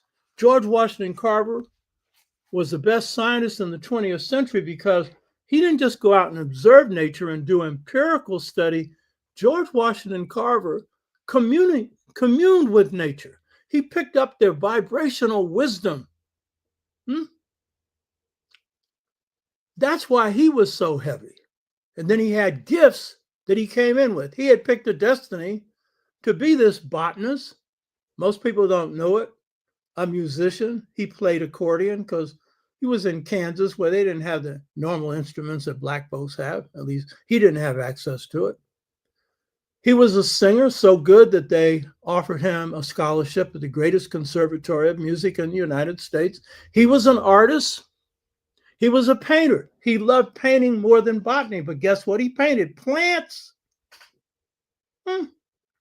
He was an artistic scientist. He was a spirit scientist. He was drawing from the spirit of the organic nature of Mother Nature. And directly, he was thinking God's thoughts through dreams and through other ways. And therefore, he beat Einstein by 1,000,000 miles when it came to be the best scientist. Einstein rated him second. Of course, he would rate him second. But everybody else rated him first. So when we're looking at agency, Sell your memory. Now let's get to the third one. And this one, I could almost do this without, because I'm not going to spend much time on the sixfold stages to mental freedom. That's your intellectual thing. That's what you like and everything else. But these are experiences. But how did Malcolm come to this? So the genetic memory, we all know genes have their influences, huh? Yeah. Well, when I assert that Malcolm did not alter his overall orientation from the time he was in the nation to after, he remained both a Black nationalist, a Pan-Africanist, and a revolutionary. But he evolved. He began to see more. He had more freedom to express himself. He had freedom. He didn't have as much before. So I want to just go through some of the genetic aspects of Malcolm that put him in the position where, while he was in a confused state, he undergoes an experience of confused rebellion when he's told that he could not be a lawyer. He should not be a lawyer. And that leads him to confused rebellion, where now he's not interested in education. He's in the streets, he's hustling, and he gets himself in jail. He exaggerated some of the hustling. I won't go into that. But the fact is, it's in jail that he experiences an awakening. But what is it that made it possible for him to have this awakening? The first thing I want to say is this. The key thing about my book and another book, this book, The Seventh Child, which is a book written with the help of Peter Bailey by Rodnell Collins, who was the son of Malcolm's sister, Ella Collins, who was a very strong supporter of Malcolm. She was writing a biography of Malcolm. She died before it was completed, so her son, Rodnell Collins, completed it. Peter Bailey did the writing. This book and my book are the only two books that got the essence of Malcolm. And what's the essence of Malcolm? Family. Family. Most writers on Malcolm miss this. I knew it because as an astrologer, I did his chart. He's a fourth house person, meaning in astrology, the fourth house is the house of the home. He's got a lot of planets there. He viewed the world through family. You dismiss this and say, oh yeah, everybody does. No, they don't. I view the world through the world. I'm a world man. I come out of the family. My brother was the family person. Everything was viewed through family. He remembered everything that happened in the family. I have to go back and ask him for things. Like I hadn't been taking cod liver oil for years, and he reminded me, Mom used to give us that nasty stuff, cod liver oil. I said, oh, I want some of that nasty stuff. Huh? It cleans you out. For 18 years, we got that cod liver oil. But my brother, he was family oriented. I learned stuff from him because we were opposites, but not opposed. He was an Aquarius, I'm a Leo. His moon was in Virgo, mine's in Pisces. Those are 180-degree different, but we got along good. What he was good at, I wasn't. He was math and science. What I was good at, he wasn't. But then we had commonality. We were both humanists. We cared about people, all that kind of stuff. We got that from my mother and my father, but especially my mother. And then we both had radical tendencies. We got that from my father in the gene pool. You understand? So let's talk about the genetic memory that Malcolm carried. And this is why you can't say, oh, he went off to Mecca and he suddenly forgot who he was. Just love everybody, forget about being Black. You know what I mean? Now, Malcolm had a cousin. His name was Oscar Little. And inspired by the film roots, which was inspired by the autobiography of Malcolm X. At least the writer of it was Alex Haley, who wrote Roots. Malcolm's cousin, Oscar Little, and it's funny, these are all 6'4", 6'5" brothers and sisters called Little. Ain't that funny? They had a family reunion. And in this family reunion, Oscar Little had done research. Malcolm didn't know about this. The whole family didn't until he did it. And they found out who their first African ancestor was, and his name was Ajar, A-J-A-R. Few people I've talked to, I've said this before, but most of you ain't got this detail. Oscar Ajar, was enslaved in South Carolina in 1815. I have not discussed this before. South Carolina was the largest of the enslaved states, and that's where the most serious rebellions came from, and that's where the deepest expressions of African culture were expressed. So this family reunion where Oscar Little reveals this information on Malcolm was held in Memphis, Tennessee in 1985. And they had good reason to believe that Ajar was a Bambara. Now, this is interesting because Malcolm ends up in Islam. Many of the Bambara had become at least nominal Muslims following African culture. Pretty much, because my book that I'm finishing now on Seba and Sodiah goes into this, following the same path of transformation as the Dogon system. And they had their own ways of describing the levels of mastery that they went through in this system. So while they were Muslim, they were traditional Africans at the same time.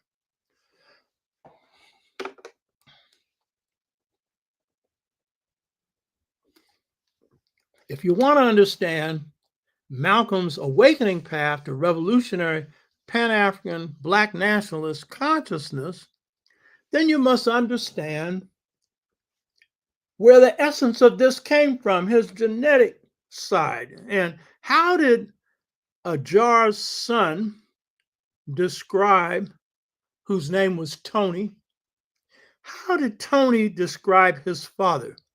Quote, see all these Negroes who say that Malcolm, he became an integrationist, or Malcolm, he was into contradiction. So Manning Marble writes a book to try and treat Malcolm like he's a contradiction, not really practicing what he believed. What did Tony say about Ajar? He said, quote, he was a rebellious African. And he was never white folks' N-word. You hear me? A rebellious African. I asserted in the political legacy that Malcolm was a revolutionary in the nation and outside of the nation.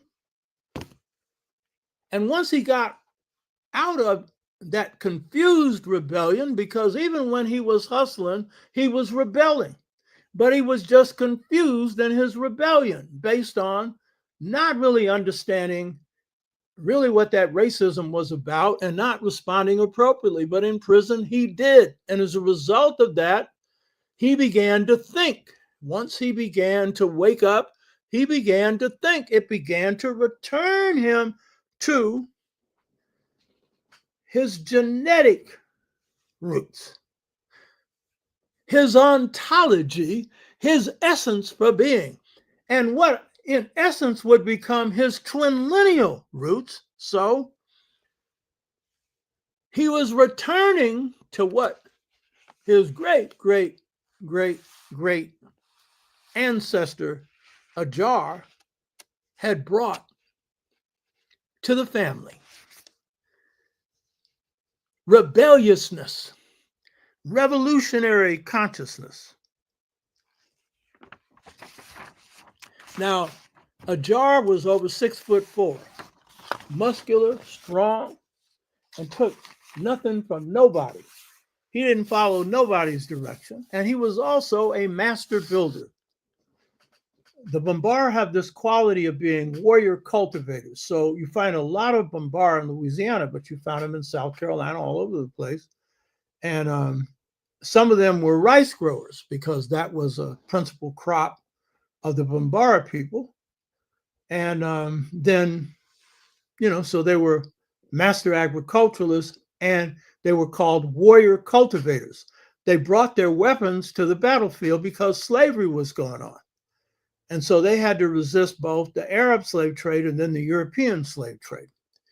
But then they specialized in different skills. So in the case of Malcolm's great grandfather, he was not a carpenter, he was a master builder and a warrior at the same time. He was probably sold because he was too rebellious, but there's no indication he was killed because he had too many skills. Ain't that funny? Malcolm always said he was a field Negro.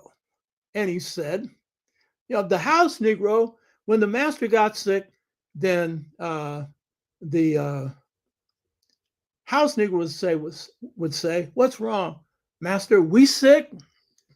He said, the house Negro identified with the master more than the master identified with himself, blah, blah, blah. There's truth in that, but don't carry that too far, because house slaves escaped at the same rate, same proportion as field slaves, and escaped with field slaves. House slaves' families were enslaved in the field. So they're catching hell from can-see to can-see in the field and in the house. And being in the house was no pleasurable experience because Miss Ann would be getting on you, not just the white boy, not just a slave overseer.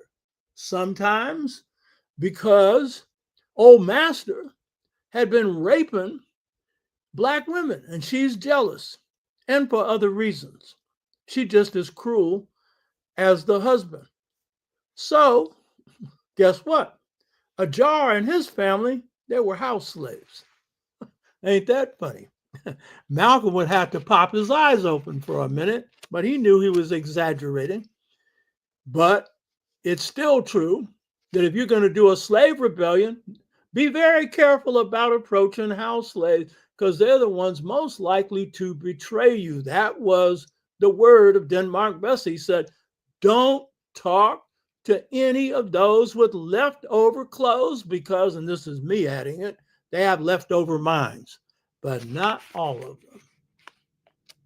Ella Baker's family on the mother's side, and in this case, the grandmother's side, came from the house. And light complexion though she was, because the father was a slave master, the mother was enslaved and was murdered by the slave master's wife out of jealousy and anger.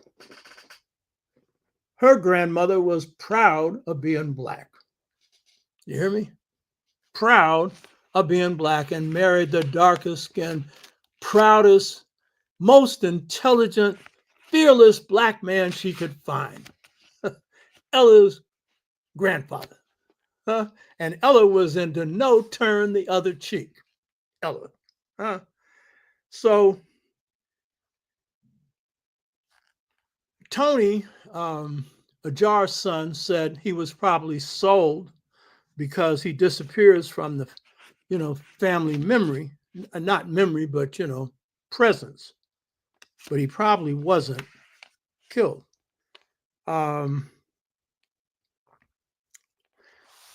Now, the name Little from Malcolm comes from the family that owned him, Little. 6'4", who's going to name themselves Little? Now, what's interesting about this is on the Little side, the white boy's side, and Malcolm's almost all his family was dark black, most of them.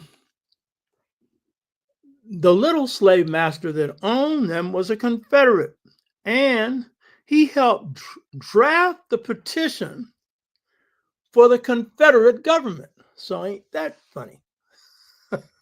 Huh? Now, Tony was married to a Native American. And this is going to be important because when we look at Malcolm's mother, she also had connections with Native Americans in Grenada. And so they had a connection there. And so Tony's wife was called Claire, Claire. And they were house slaves, but again, rebellious house slaves, but they had skills. Tony was a builder.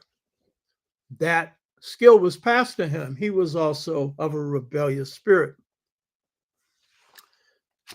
Because of this skill that was passed to the family, after enslavement, Tony earned his living by building churches. A lot of us say, oh, the church, the old black church. Yeah, well, that old black church that black people decided to embrace after slavery, not in slavery, during their own term. So you got a whole view of Christianity. I don't know if you've been listening to me that is wrong, you know. That is those coming from the field. It's a whole different story. But the point is, he was able to build houses. What did that mean? He didn't have to sharecrop.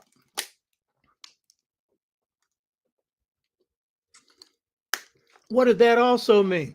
He used the money he made from building houses to buy land. Hey, baby.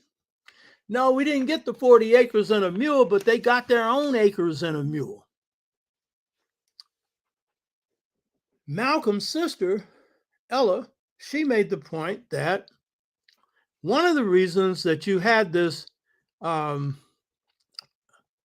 pride, which Tony passed on to his children, which his father, Ajar, passed on to them, the pride of blackness, the pride of being Africans. She said her pride came from living among a proud and rebellious family. And Ella was that. She was a lot of other things too, but I ain't going into that here. So while Malcolm undergoes a transformation of consciousness where he recovers from some of his lost identity coming from the streets, from confused rebellion, from,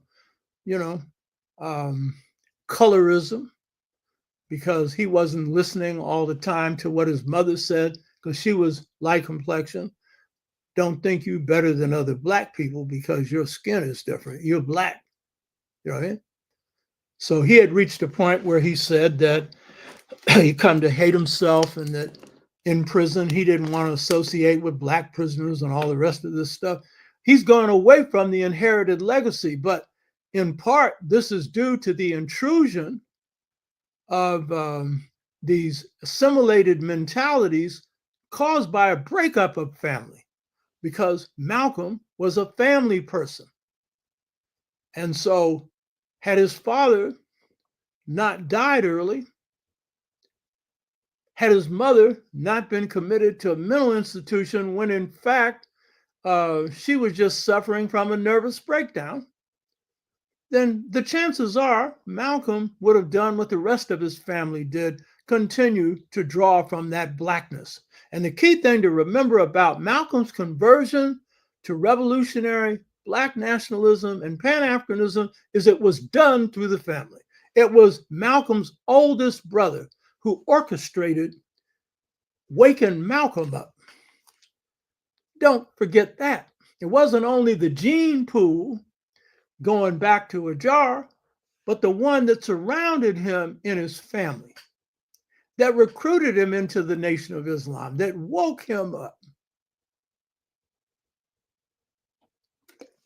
And it was that family that was the primary builder of the Nation of Islam prior to Malcolm coming in as Garveyites, because Garveyism, learned from the mother and father, was instilled in them. Ella made this appraisal of Malcolm as a child. And this again shows the influence of genetics on Malcolm. She said, when I first saw him, quote, I knew he was a special child. He was lovable, smart, and quietly assertive. By that she meant he'd rebel against her, but not to her face. Because he came to live with her, he didn't want to bite the hand that fed him.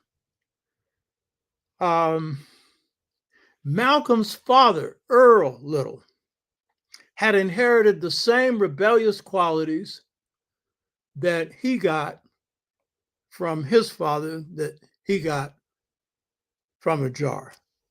And that's what propelled him to join the Garvey movement. So don't just think that Garvey converted them to pride of blackness. They already had it. They were going to something that they believed in. So that genetic heritage was carried to the father. And the father was also, as the oldest brother said, not a carpenter, a master builder. He did every part of building a house, including all of the finishing touches. Malcolm would become a builder of men and women. And though he also displayed some good building characteristics with his hands, that was not his destiny.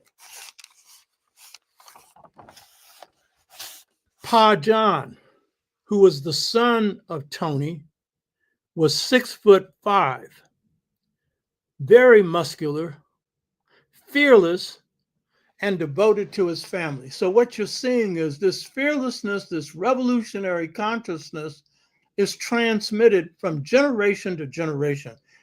While they're talking about the men, Ella is a clear indication of the women as well. So Pa John, following Tony, who was following a jar, taught his family to be very proud of themselves, of their blackness. Malcolm was impressed by these family stories as a child. So even when he goes off into the streets, he's got this other thing he's drawn on. He didn't stress that enough in the autobiography for various reasons. Malcolm also knew from his family the negative side, that a little was beaten to death in Blakely, Georgia, because he was wearing a military uniform. Malcolm's Aunt Graves' husband, was lynched for being too uppity. And this drove into her a fear of marriage. So she never married again because she was afraid she would lose her husband to a lynch rope. Malcolm was also told by his family that his family used guns to defend the family. Malcolm's emphasis on self-defense. Huh? Where'd that come from? Family. And then Malcolm was always talking about the importance of land. Now, the Nation of Islam had an emphasis on this. The Garvey movement had an emphasis on this, that the land would be Africa, you know?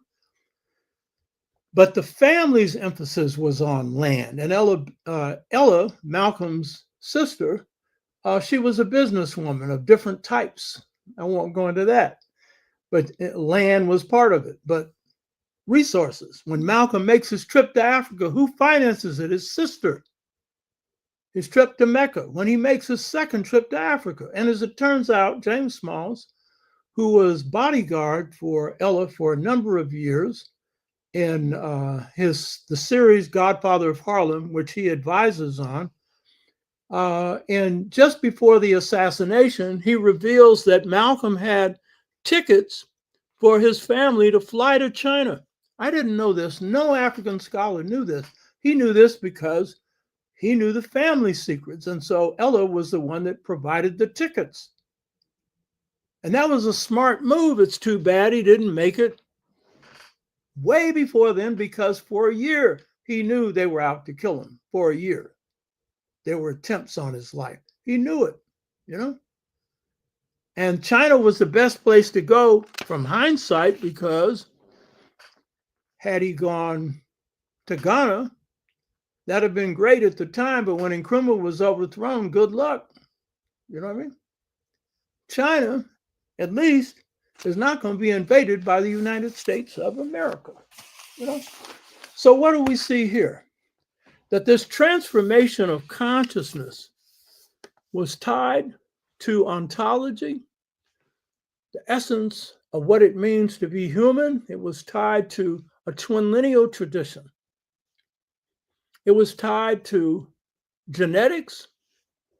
It was tied to cellular memory, which is again where the twin lineal memory was transmitted, and through culture, which is the culture that we recreated in this country that we call Black. That's basically African. And then Malcolm in prison, as he undergoes an awakening brought to him by his family, because he was family oriented, by Reginald, who was a person that knew Malcolm's psychology. Malcolm then undergoes the sixfold stages to mental freedom, the key to which was deep reading, deep study, but inner self-reflection, inner self-examination, inner growth that continues throughout his life. In all of his organizing, the most important time was always spent in Harlem in Michaud's bookstore until he fell asleep, which had one of the largest collections of any Black bookstore, any bookstore in this country on Black history and culture. They have those books stacked up almost to the ceiling. And Malcolm's rallies in Harlem were always held in front of Michaud's bookstore, which is where I found the Philosophy and Opinions of Marcus Garvey, the 2-volume works that I had to pay $100 for. So the sixfold stages to mental freedom could be sustained, was based on that which constitutes the basis for the culture of Africans in this country. And if you applied it to the Caribbean, Africa, wherever we are, you know, and that's how we could retain a sense of our being, our essence. Even though language changed, we incorporate a linguistic system that is basically African, that 80% of our people speak, you know, to this day. So if we're to understand Malcolm, you need to understand the transformational path. And if you want to use it for yourself, you need to relate it to your own family tree and look to what extent is this consciousness carried in your family? And it is. Dig down deep and you'll find it. My family tree through family reunions goes back to 1865, where my slave name was William Henry Bradley. The William Henry Bradley, 1865. That was my father's name, you know, in Virginia in this particular case. Though my people on both sides of my family come from Madagascar. We know that from our great ancestors who lived past 100, lived in Sacramento. She kept it in the family Bible. And then my mother, who had a memory like 10 elephants, she remembered the same thing. So on both sides, those were Africans who came in here in the 1700s. We know that. And I know my rebelliousness is very much tied to my father. He had no fear of white people. He had fear of airplanes, hospitals, and jails. And I know that because those are the things he avoided. But white people, he was more revolutionary than me. I was in the ROTC. I was in the Marine Corps, all that stuff. My father never touched that. I've told you before, he refused to fight in World War II. Told them what he'd do if they armed him. He was going to kill them. He wasn't going to kill no Germans and Japanese. They hadn't done nothing to him. Huh? He was going to kill his real enemies. Oh, he got a 4F right away. And he wasn't no braggadocio black man running around saying, oh, I come home. Baby, look at me. He never told my wife. My mother. Never told her. I had to tell her after he died. Why didn't he tell me? He was a secure black man. He was kicking the behinds of white boys in Orange, Texas when he was 12 years old. He was the youngest of the children and was defending his older brothers and sisters, one of whom became a numbers runner for Bugsy Siegel of the Mafia, and who was tough himself. He was nowhere near the tough of my father, but my father was a nice man. He never laid a hand on us. He lay his mouth on us with teachings.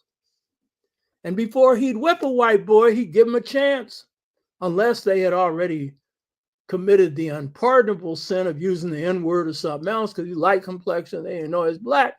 Knock him out and stand over him and then say, I'm one of them, buddy. So I got some genetic memory too. We all do. We all got an ontological heritage. We all got cellular memory. Now you need to do is reinforce it with some real stuff. So the 6-fold stages to mental freedom is the discipline of this.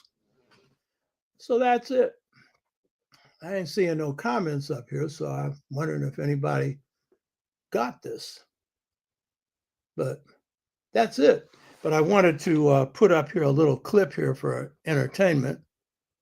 This is when Trump tried to upstage the president of South Africa. Let me have that. Of Donald Trump's attack, the US president insisting that white farmers in South Africa are the victims of a genocide, a suggestion that has, by the way, been widely discredited.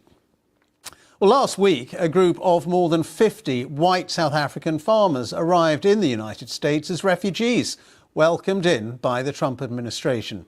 Today's meeting at the White House started off cordially enough, but soon President Trump told his staff to dim the lights and play a video to the South African leader, which he said verified his claims about the killings of white farmers. Here's some of that exchange, starting off with Cyril Ramaphosa talking about how he planned to discuss the matter with the US president. So it'll take him, President Trump, listening to their stories, to their perspective. That is the answer to your question. But, Mr. President, I must say that we have, wait. We have thousands of stories talking about it. Sure. And we have documentaries, we have news stories, and that.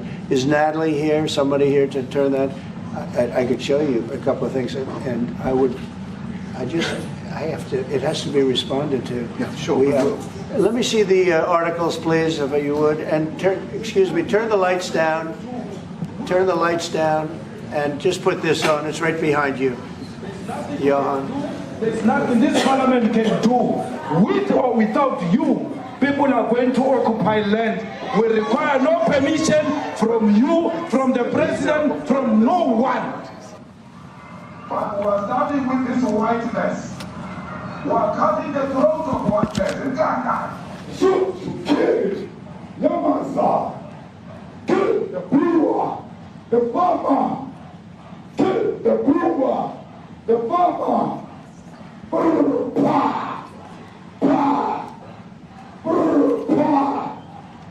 Shoot to kill, Yamasa, kill the brewer, the farmer, kill the brewer, the farmer.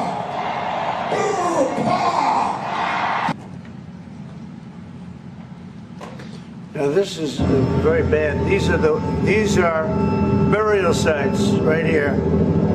Burial sites. Over 1,000 of white farmers, and those cars are lined up to pay love on a Sunday morning. Each one of those white things you see is a cross, and there's approximately 1,000 of them. They're all white farmers, the family of white farmers. And those cars aren't driving, they're stopped there to pay respects to their family member who was killed. And it's a terrible sight. I've never seen anything like it. Both sides of the road, you have crosses.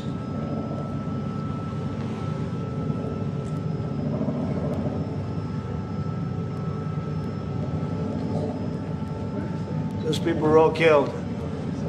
Have they told you where that is, Mr. President? No, I'd like to know where that is, because this I've never seen. But, okay. I mean, it's in South Africa. That's where. We need to find out. Thank you so much. Anna Disaster from EMCA in South Africa. Thank you very much. Thank you very much, Steve. What would you like President Ramaphosa to do about the situation that we've just seen on the screen? I don't know. Look, these are articles over the last few days.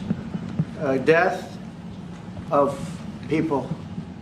Death. Horrible death. Death. I don't know. But you know that To pick anyone, white South Africans are fleeing because of the violence and racist laws. And this is all, I mean, I'll give these to you. No, I'd like So to- when you say, what would I like to do? I don't know what to do. Look at this. White South African couple say that they were attacked violently. And, President Trump, when will you go and see for yourself if it is indeed? well, I could do that. Look, here's burial sites all over the place. These are all white farmers that are being buried. Let me clarify that, because what you saw, the speeches that were being made, one, that is not government policy.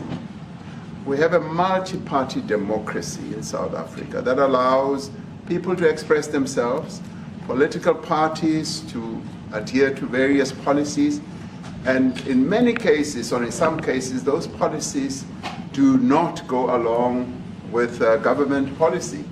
Our government policy is completely against what he was saying, even in the parliament. And they're a small minority party, which is allowed to exist in terms of our constitution. But you do allow them to take land.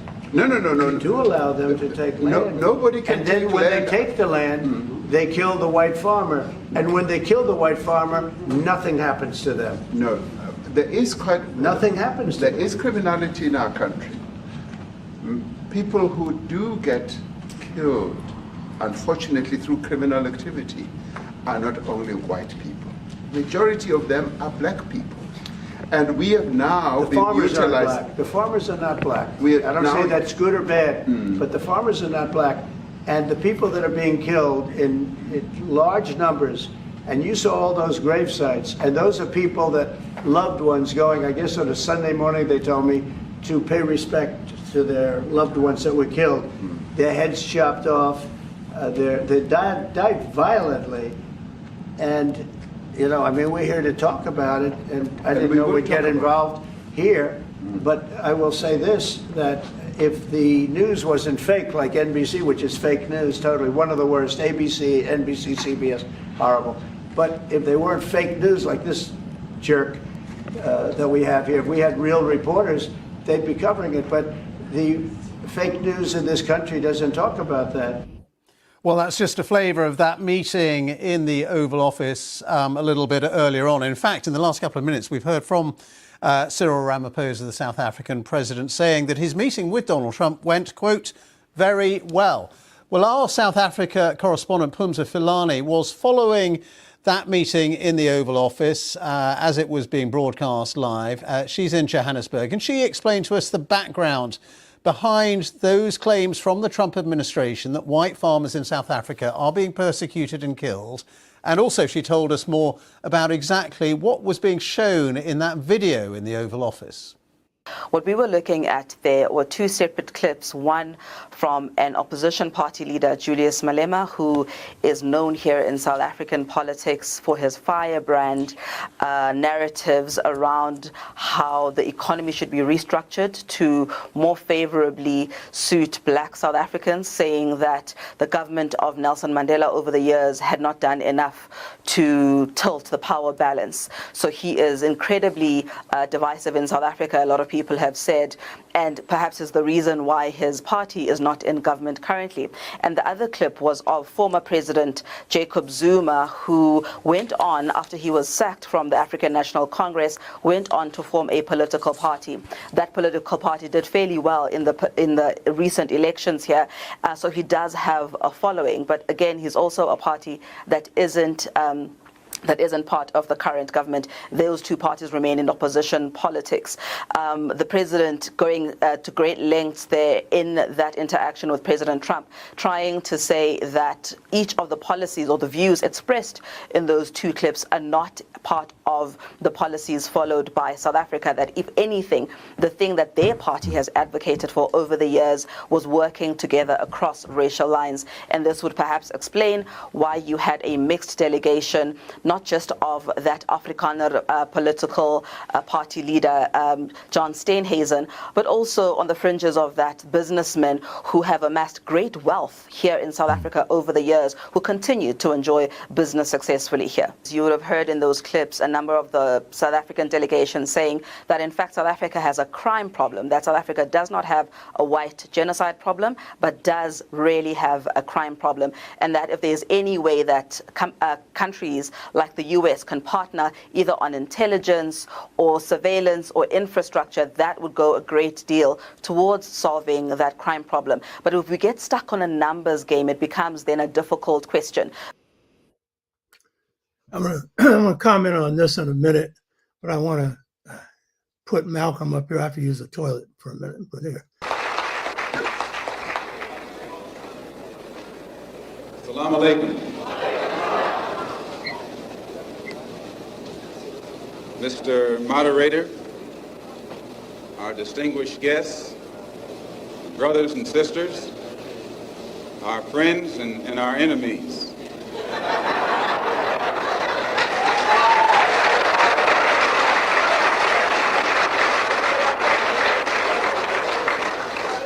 Everybody is here. As many of you know, last March, when it was announced that I was no longer in the Black Muslim movement, it was pointed out that it was my intention to work among the 22 million non-Muslim Afro-Americans and to try and form some type of organization or create a situation where the young people, our young people, the students and others, could study the problems of our people for a period of time and then come up with a new analysis and give us some new ideas and some new suggestions as to how to approach a problem that too many other people had been playing around with for too long. And that we would have some kind of meeting and determine at a later date whether to form a black nationalist party or a black nationalist army.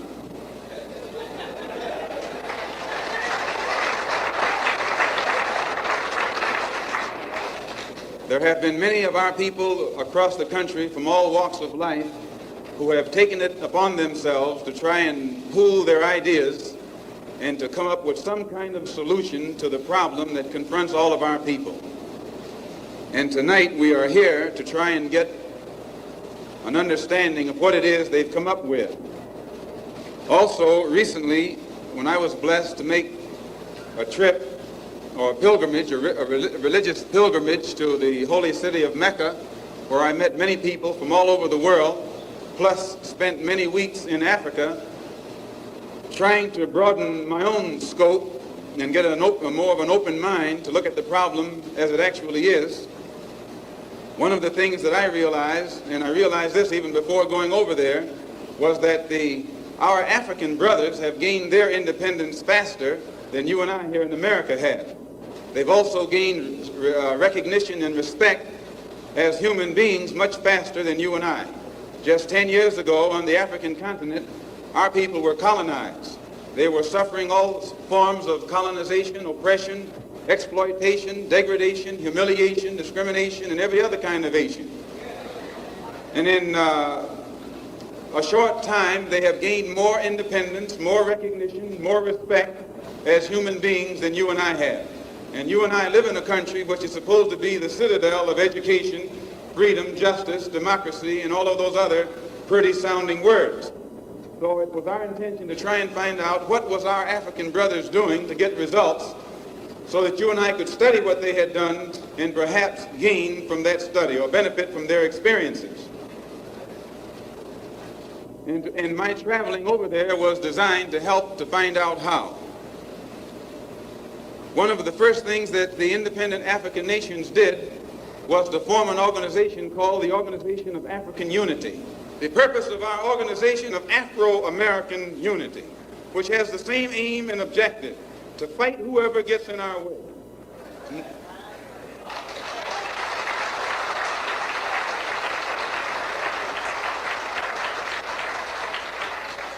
To bring about the complete independence of people of African descent here in the Western Hemisphere, and first here in the United States, and bring about the freedom of these people by any means necessary.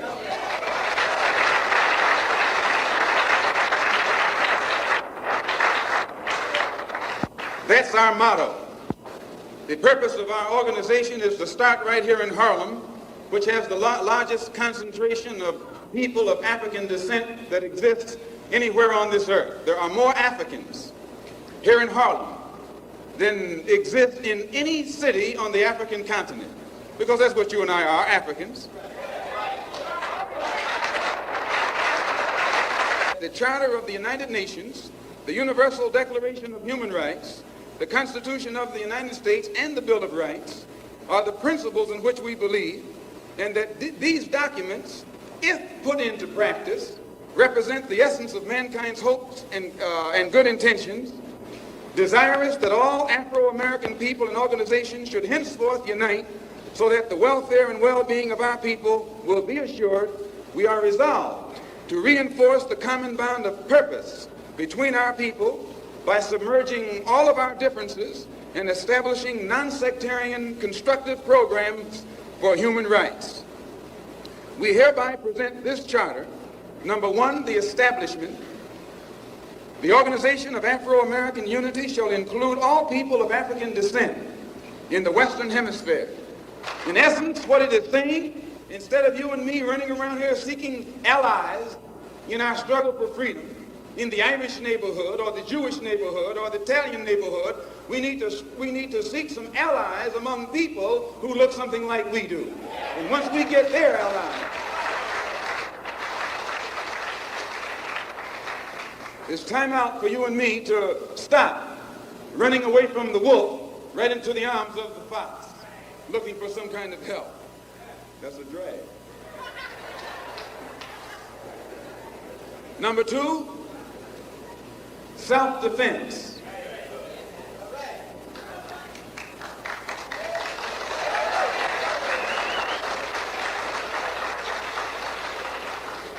Since self-preservation is the first law of nature, we assert the Afro-Americans' right to self-defense.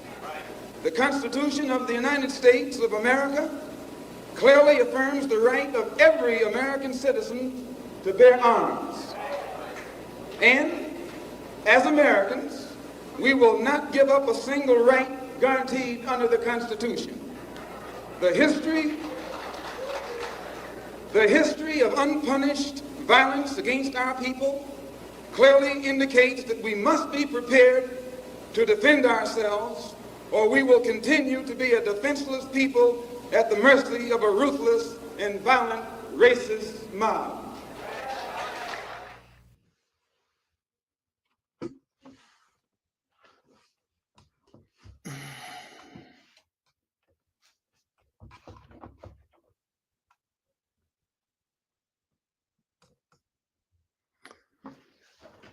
I had to take a little break there for a second. So first of all, the South African piece, and I want to get back into Malcolm's and then close this. Trump is, of course, a liar, and he knows nothing. He's a know-nothing. Elon Musk had told Trump that white farmers were being persecuted. And right away, Trump shut off any aid to South Africa and then made the decision to bring in some of these white farmers.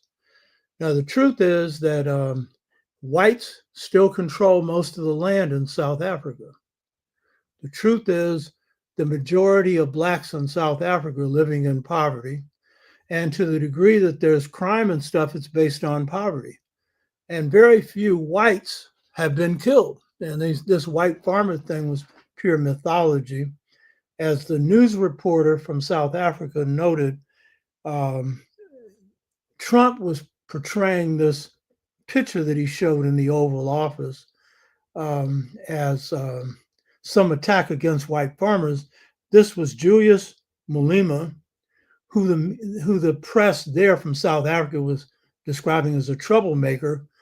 He's one of the young, rising freedom fighters in South Africa that commands quite a bit of support among the people, and enough to get elected to parliament. And who knows, maybe at some point could be prime minister of South Africa. But the key point is his party and others are calling for taking the land back. Right now, to the extent that any land goes from whites to blacks, it's through buying it. I mean, they took it. You know what I mean? This country's based on genocide, just killing the people off and taking the country. And so since when should these be rewarded?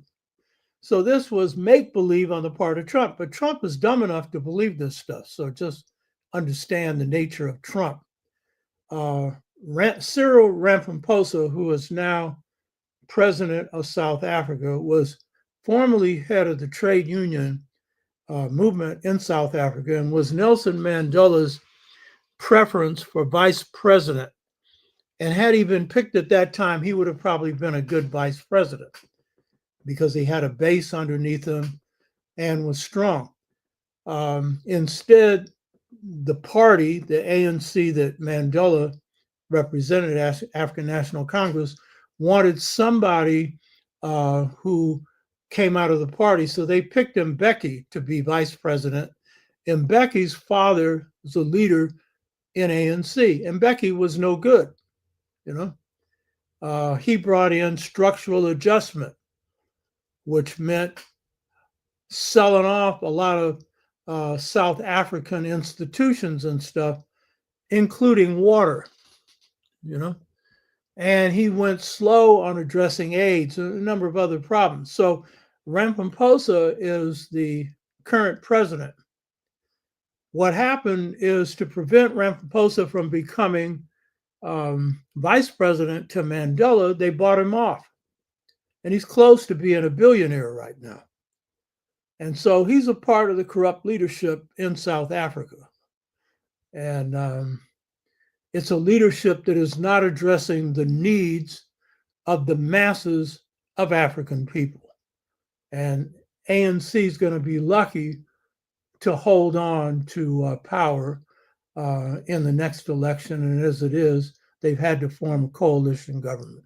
So, but I wanted to show this because Trump thought he's being slick. He's going to carry out an ambush, but that didn't quite work. And in the audience was Elon Musk, you know, so Elon Musk has got his hands in this. Now, going to Malcolm's remarks, Malcolm was addressing a meeting after his return from Africa, where he was announcing the formation of the Organization of Afro-American Unity, patterned after the Organization of African Unity.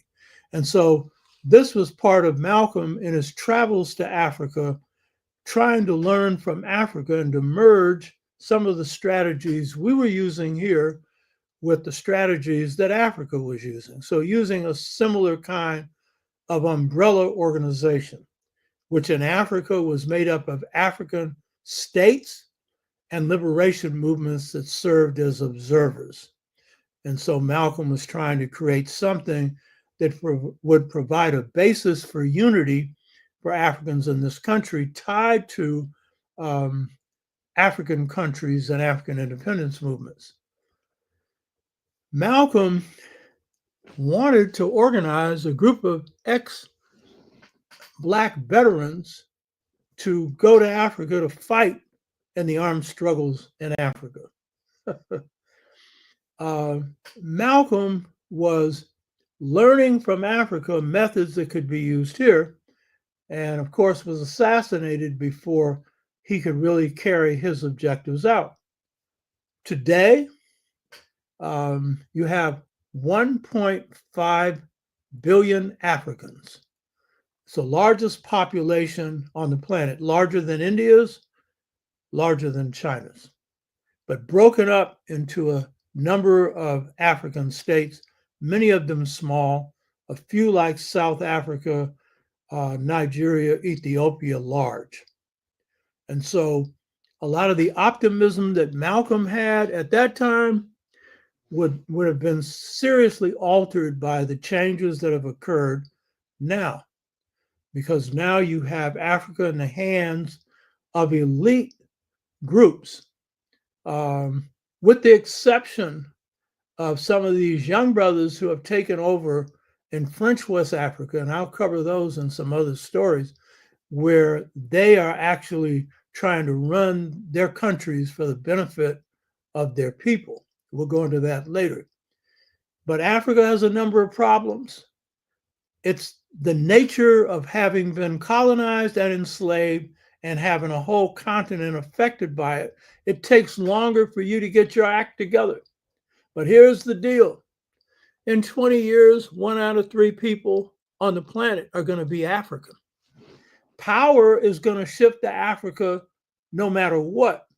What we need is just power. Power where the people will profit. And that means we got to draw from the best of our African systems. And so African leaders who have the mentality of a Malcolm X, of a Kwame Nkrumah, of a Julius Nyerere, of an Amilcar Cabral, of an Ella Baker, and of others of that type, that's the type we need, who see beyond Europe, who see beyond America, and draw from the best of their past to create systems in which there are no rich and poor, in which women are not put to the side. The twinlineal model is the model for that. I don't know if you get what I'm doing with these shows. I'm a revolutionary, but I don't fit no Marxist model, and I'm not against the Marxists. If you're for overturning this system, that's your business. I'm not opposed to it. Go right ahead. But Marx never studied Africa. He never studied communalism. He never studied African family systems. And as a result, he was not capable of coming up with what was a true revolution, which is a true alternative to this white boy system that is materialistic, despiritualized, and based on inequity. He wanted to have an equal distribution of wealth, he said, but he had no formula for equally distributing power.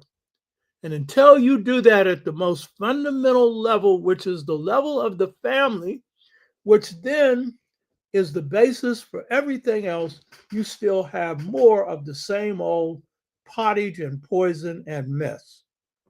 So this is where we need to go. For the people who thought that this election of Trump was nothing, you're fools. You were told what the hell was going to happen. He told you what was going to happen. And now you're surprised? Get up off your black ass and do something. Get in your communities and organize. Now, the majority of our people had enough sense to vote right, but I don't think many of us realized just how serious this was. So this stuff I'm doing, this ain't just for talk, it's for a walk. Use it. So I hope you got something out of this. And as creates Ophir says, Trump knows that he and his people are on the way out of here. He was just desperate in that meeting, talking from a butthurt perspective, desperate and foolish. Yeah, well, that's the whole thing. They are going to be a minority in less than 20 years. So they're trying to lock this down so that they can create as much control as possible so they can continue to control it. That's what this is about. Ours has got to be about building power, rebuilding our families, our communities, our people in this country and globally. And that's what I'm trying to do with the stuff I'm putting forward. So I hope you got something out of this. Hotep. Until next week.